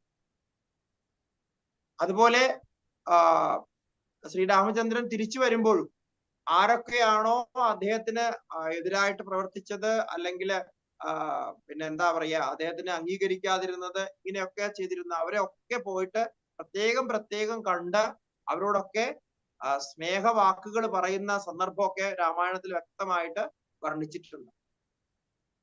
അപ്പൊ അതിന്റെ അർത്ഥം ആ സത്യം അറിയുന്ന ആളിന് അത് ഒരു വിഷമവും ഉണ്ടാക്കാറില്ല. കാരണം അത് അയാളുടെ റോളാണ്, അങ്ങനെ അയാൾക്ക് ചെയ്യേണ്ടി വന്നു എന്നാണ് അവർ മനസ്സിലാക്കുന്നത്. അതാണ് അവിടെ ശ്രീരാമചന്ദ്രൻ മനസ്സിലാക്കിയത്. അതുകൊണ്ട് അവർക്ക് അവരുടെ കർമ്മം അനുസരിച്ച് അതിന് വേണ്ട ഗതി കിട്ടി എന്ന് തന്നെ നമ്മൾ മനസ്സിലാക്കണം. കാരണം അല്ലാതെ അവിടെ അതൊരു വലിയ ഒരു നാശമായി പോയി എന്നൊന്നും കരുതേണ്ട കാര്യമില്ല. അതത് കർമ്മങ്ങളുടെ ഫലമായിട്ട് അത് ഉണ്ടാവുന്നു. ഓക്കെ, അടുത്ത ചോദ്യം, ഒരു ചോദ്യം എടുക്കാമോ ഒരു സ്വാമിജി? ചോദ്യം ഉണ്ടാവും. ഓക്കെ, ഗീതമ്മജിയെ അൺമ്യൂട്ട് ചെയ്തിട്ട് ചോദിക്കാം. ഹരിയം സ്വാമിജി നമസ്തേ. 92ാമത്തെ വ്യാല എന്ന് പറഞ്ഞ സർപ്പം എന്ന് പറഞ്ഞല്ലോ. അപ്പൊ നമ്മൾ ക്ഷേത്രത്തിലൊക്കെ പോകുമ്പം അവിടെ വിഗ്രഹം വ്യാളി എന്ന രൂപം കൊത്തിവെച്ചിട്ടുണ്ടല്ലോ. അപ്പൊ ആ പ്രതീകത്തിന്റെ പ്രത്യേകത എന്താണ്? വ്യാളി മുഖം അത് ഈ സർപ്പത്തിന്റെ ഒക്കെ വേറൊരു രൂപത്തില്, ഇപ്പോ നമ്മൾ ഡൈനോസറസ് എന്നൊക്കെ പറയുന്നത് പോലെ ഒരു കാലത്ത് നമ്മുടെ ഈ ഭൂമണ്ഡലത്തിൽ ജീവിച്ചിരുന്ന ഒരു ജീവിയായിട്ടാണ് ഈ വ്യാളി മുഖത്തെ പറയുന്നത്. അതായത് ഇപ്പോൾ നമ്മൾ ഡൈനോസറസിനെ കുറിച്ച് കേൾക്കുന്നുണ്ടല്ലോ. അപ്പൊ ഡൈനോസറസിന്റെ ഏകദേശം രൂപം നോക്കിക്കഴിഞ്ഞാൽ ഡൈനോസറത്തിൽ 3-4 തരത്തിലുള്ള ഡൈനോസറസുകളുണ്ട്. അതില് ചിലതിന്റെ രൂപം ഈ വ്യാളി മുഖം പോലെ തന്നെയാ കാണുക. അപ്പൊ വ്യാളി എന്ന് പറയുന്നത് ഇവിടെ ശബ്ദാർത്ഥത്തിൽ പാമ്പാണെങ്കിലും അങ്ങനെ ഒരു ജീവി ഉണ്ടായിരുന്നു. ആ ജീവിയെയാണ് അവിടെ കാണിച്ചിരിക്കുന്നത്. അപ്പൊ അത് എന്താ, എപ്പോഴെങ്കിലും മൺമറഞ്ഞു പോയ ഒരു ജീവികളുടെ കൂട്ടത്തിൽ അങ്ങനെ നമുക്ക് കാണാം. സ്വാമിജി, ശേഷമുള്ള ചോദ്യങ്ങള് മെസ്സേജ് ചെയ്യാൻ പറയട്ടെ? മെസ്സേജ് ചെയ്യാം. ബാക്കിയുള്ള ചോദ്യങ്ങൾ നമ്മുടെ ഗ്രൂപ്പിൽ മെസ്സേജ് ചെയ്യുക. അതില് പിന്നീട് നമുക്ക് എപ്പോഴാണെന്ന് വെച്ചാൽ അതിന് ഉത്തരം പറയാവുന്ന. ഓം പൂർണ്ണമതഃ പൂർണ്ണമിദം പൂർണ്ണാത് പൂർണ്ണമുദച്യത്തെ പൂർണ്ണസ്യ പൂർണ്ണമാദായ പൂർണ്ണമേവാവശിഷ്യത്തെ. ഓം ശാന്തി ശാന്തി ശാന്തി. ശ്രീ ഗുരുഭ്യോ നമഃ. ഹരി ഓം.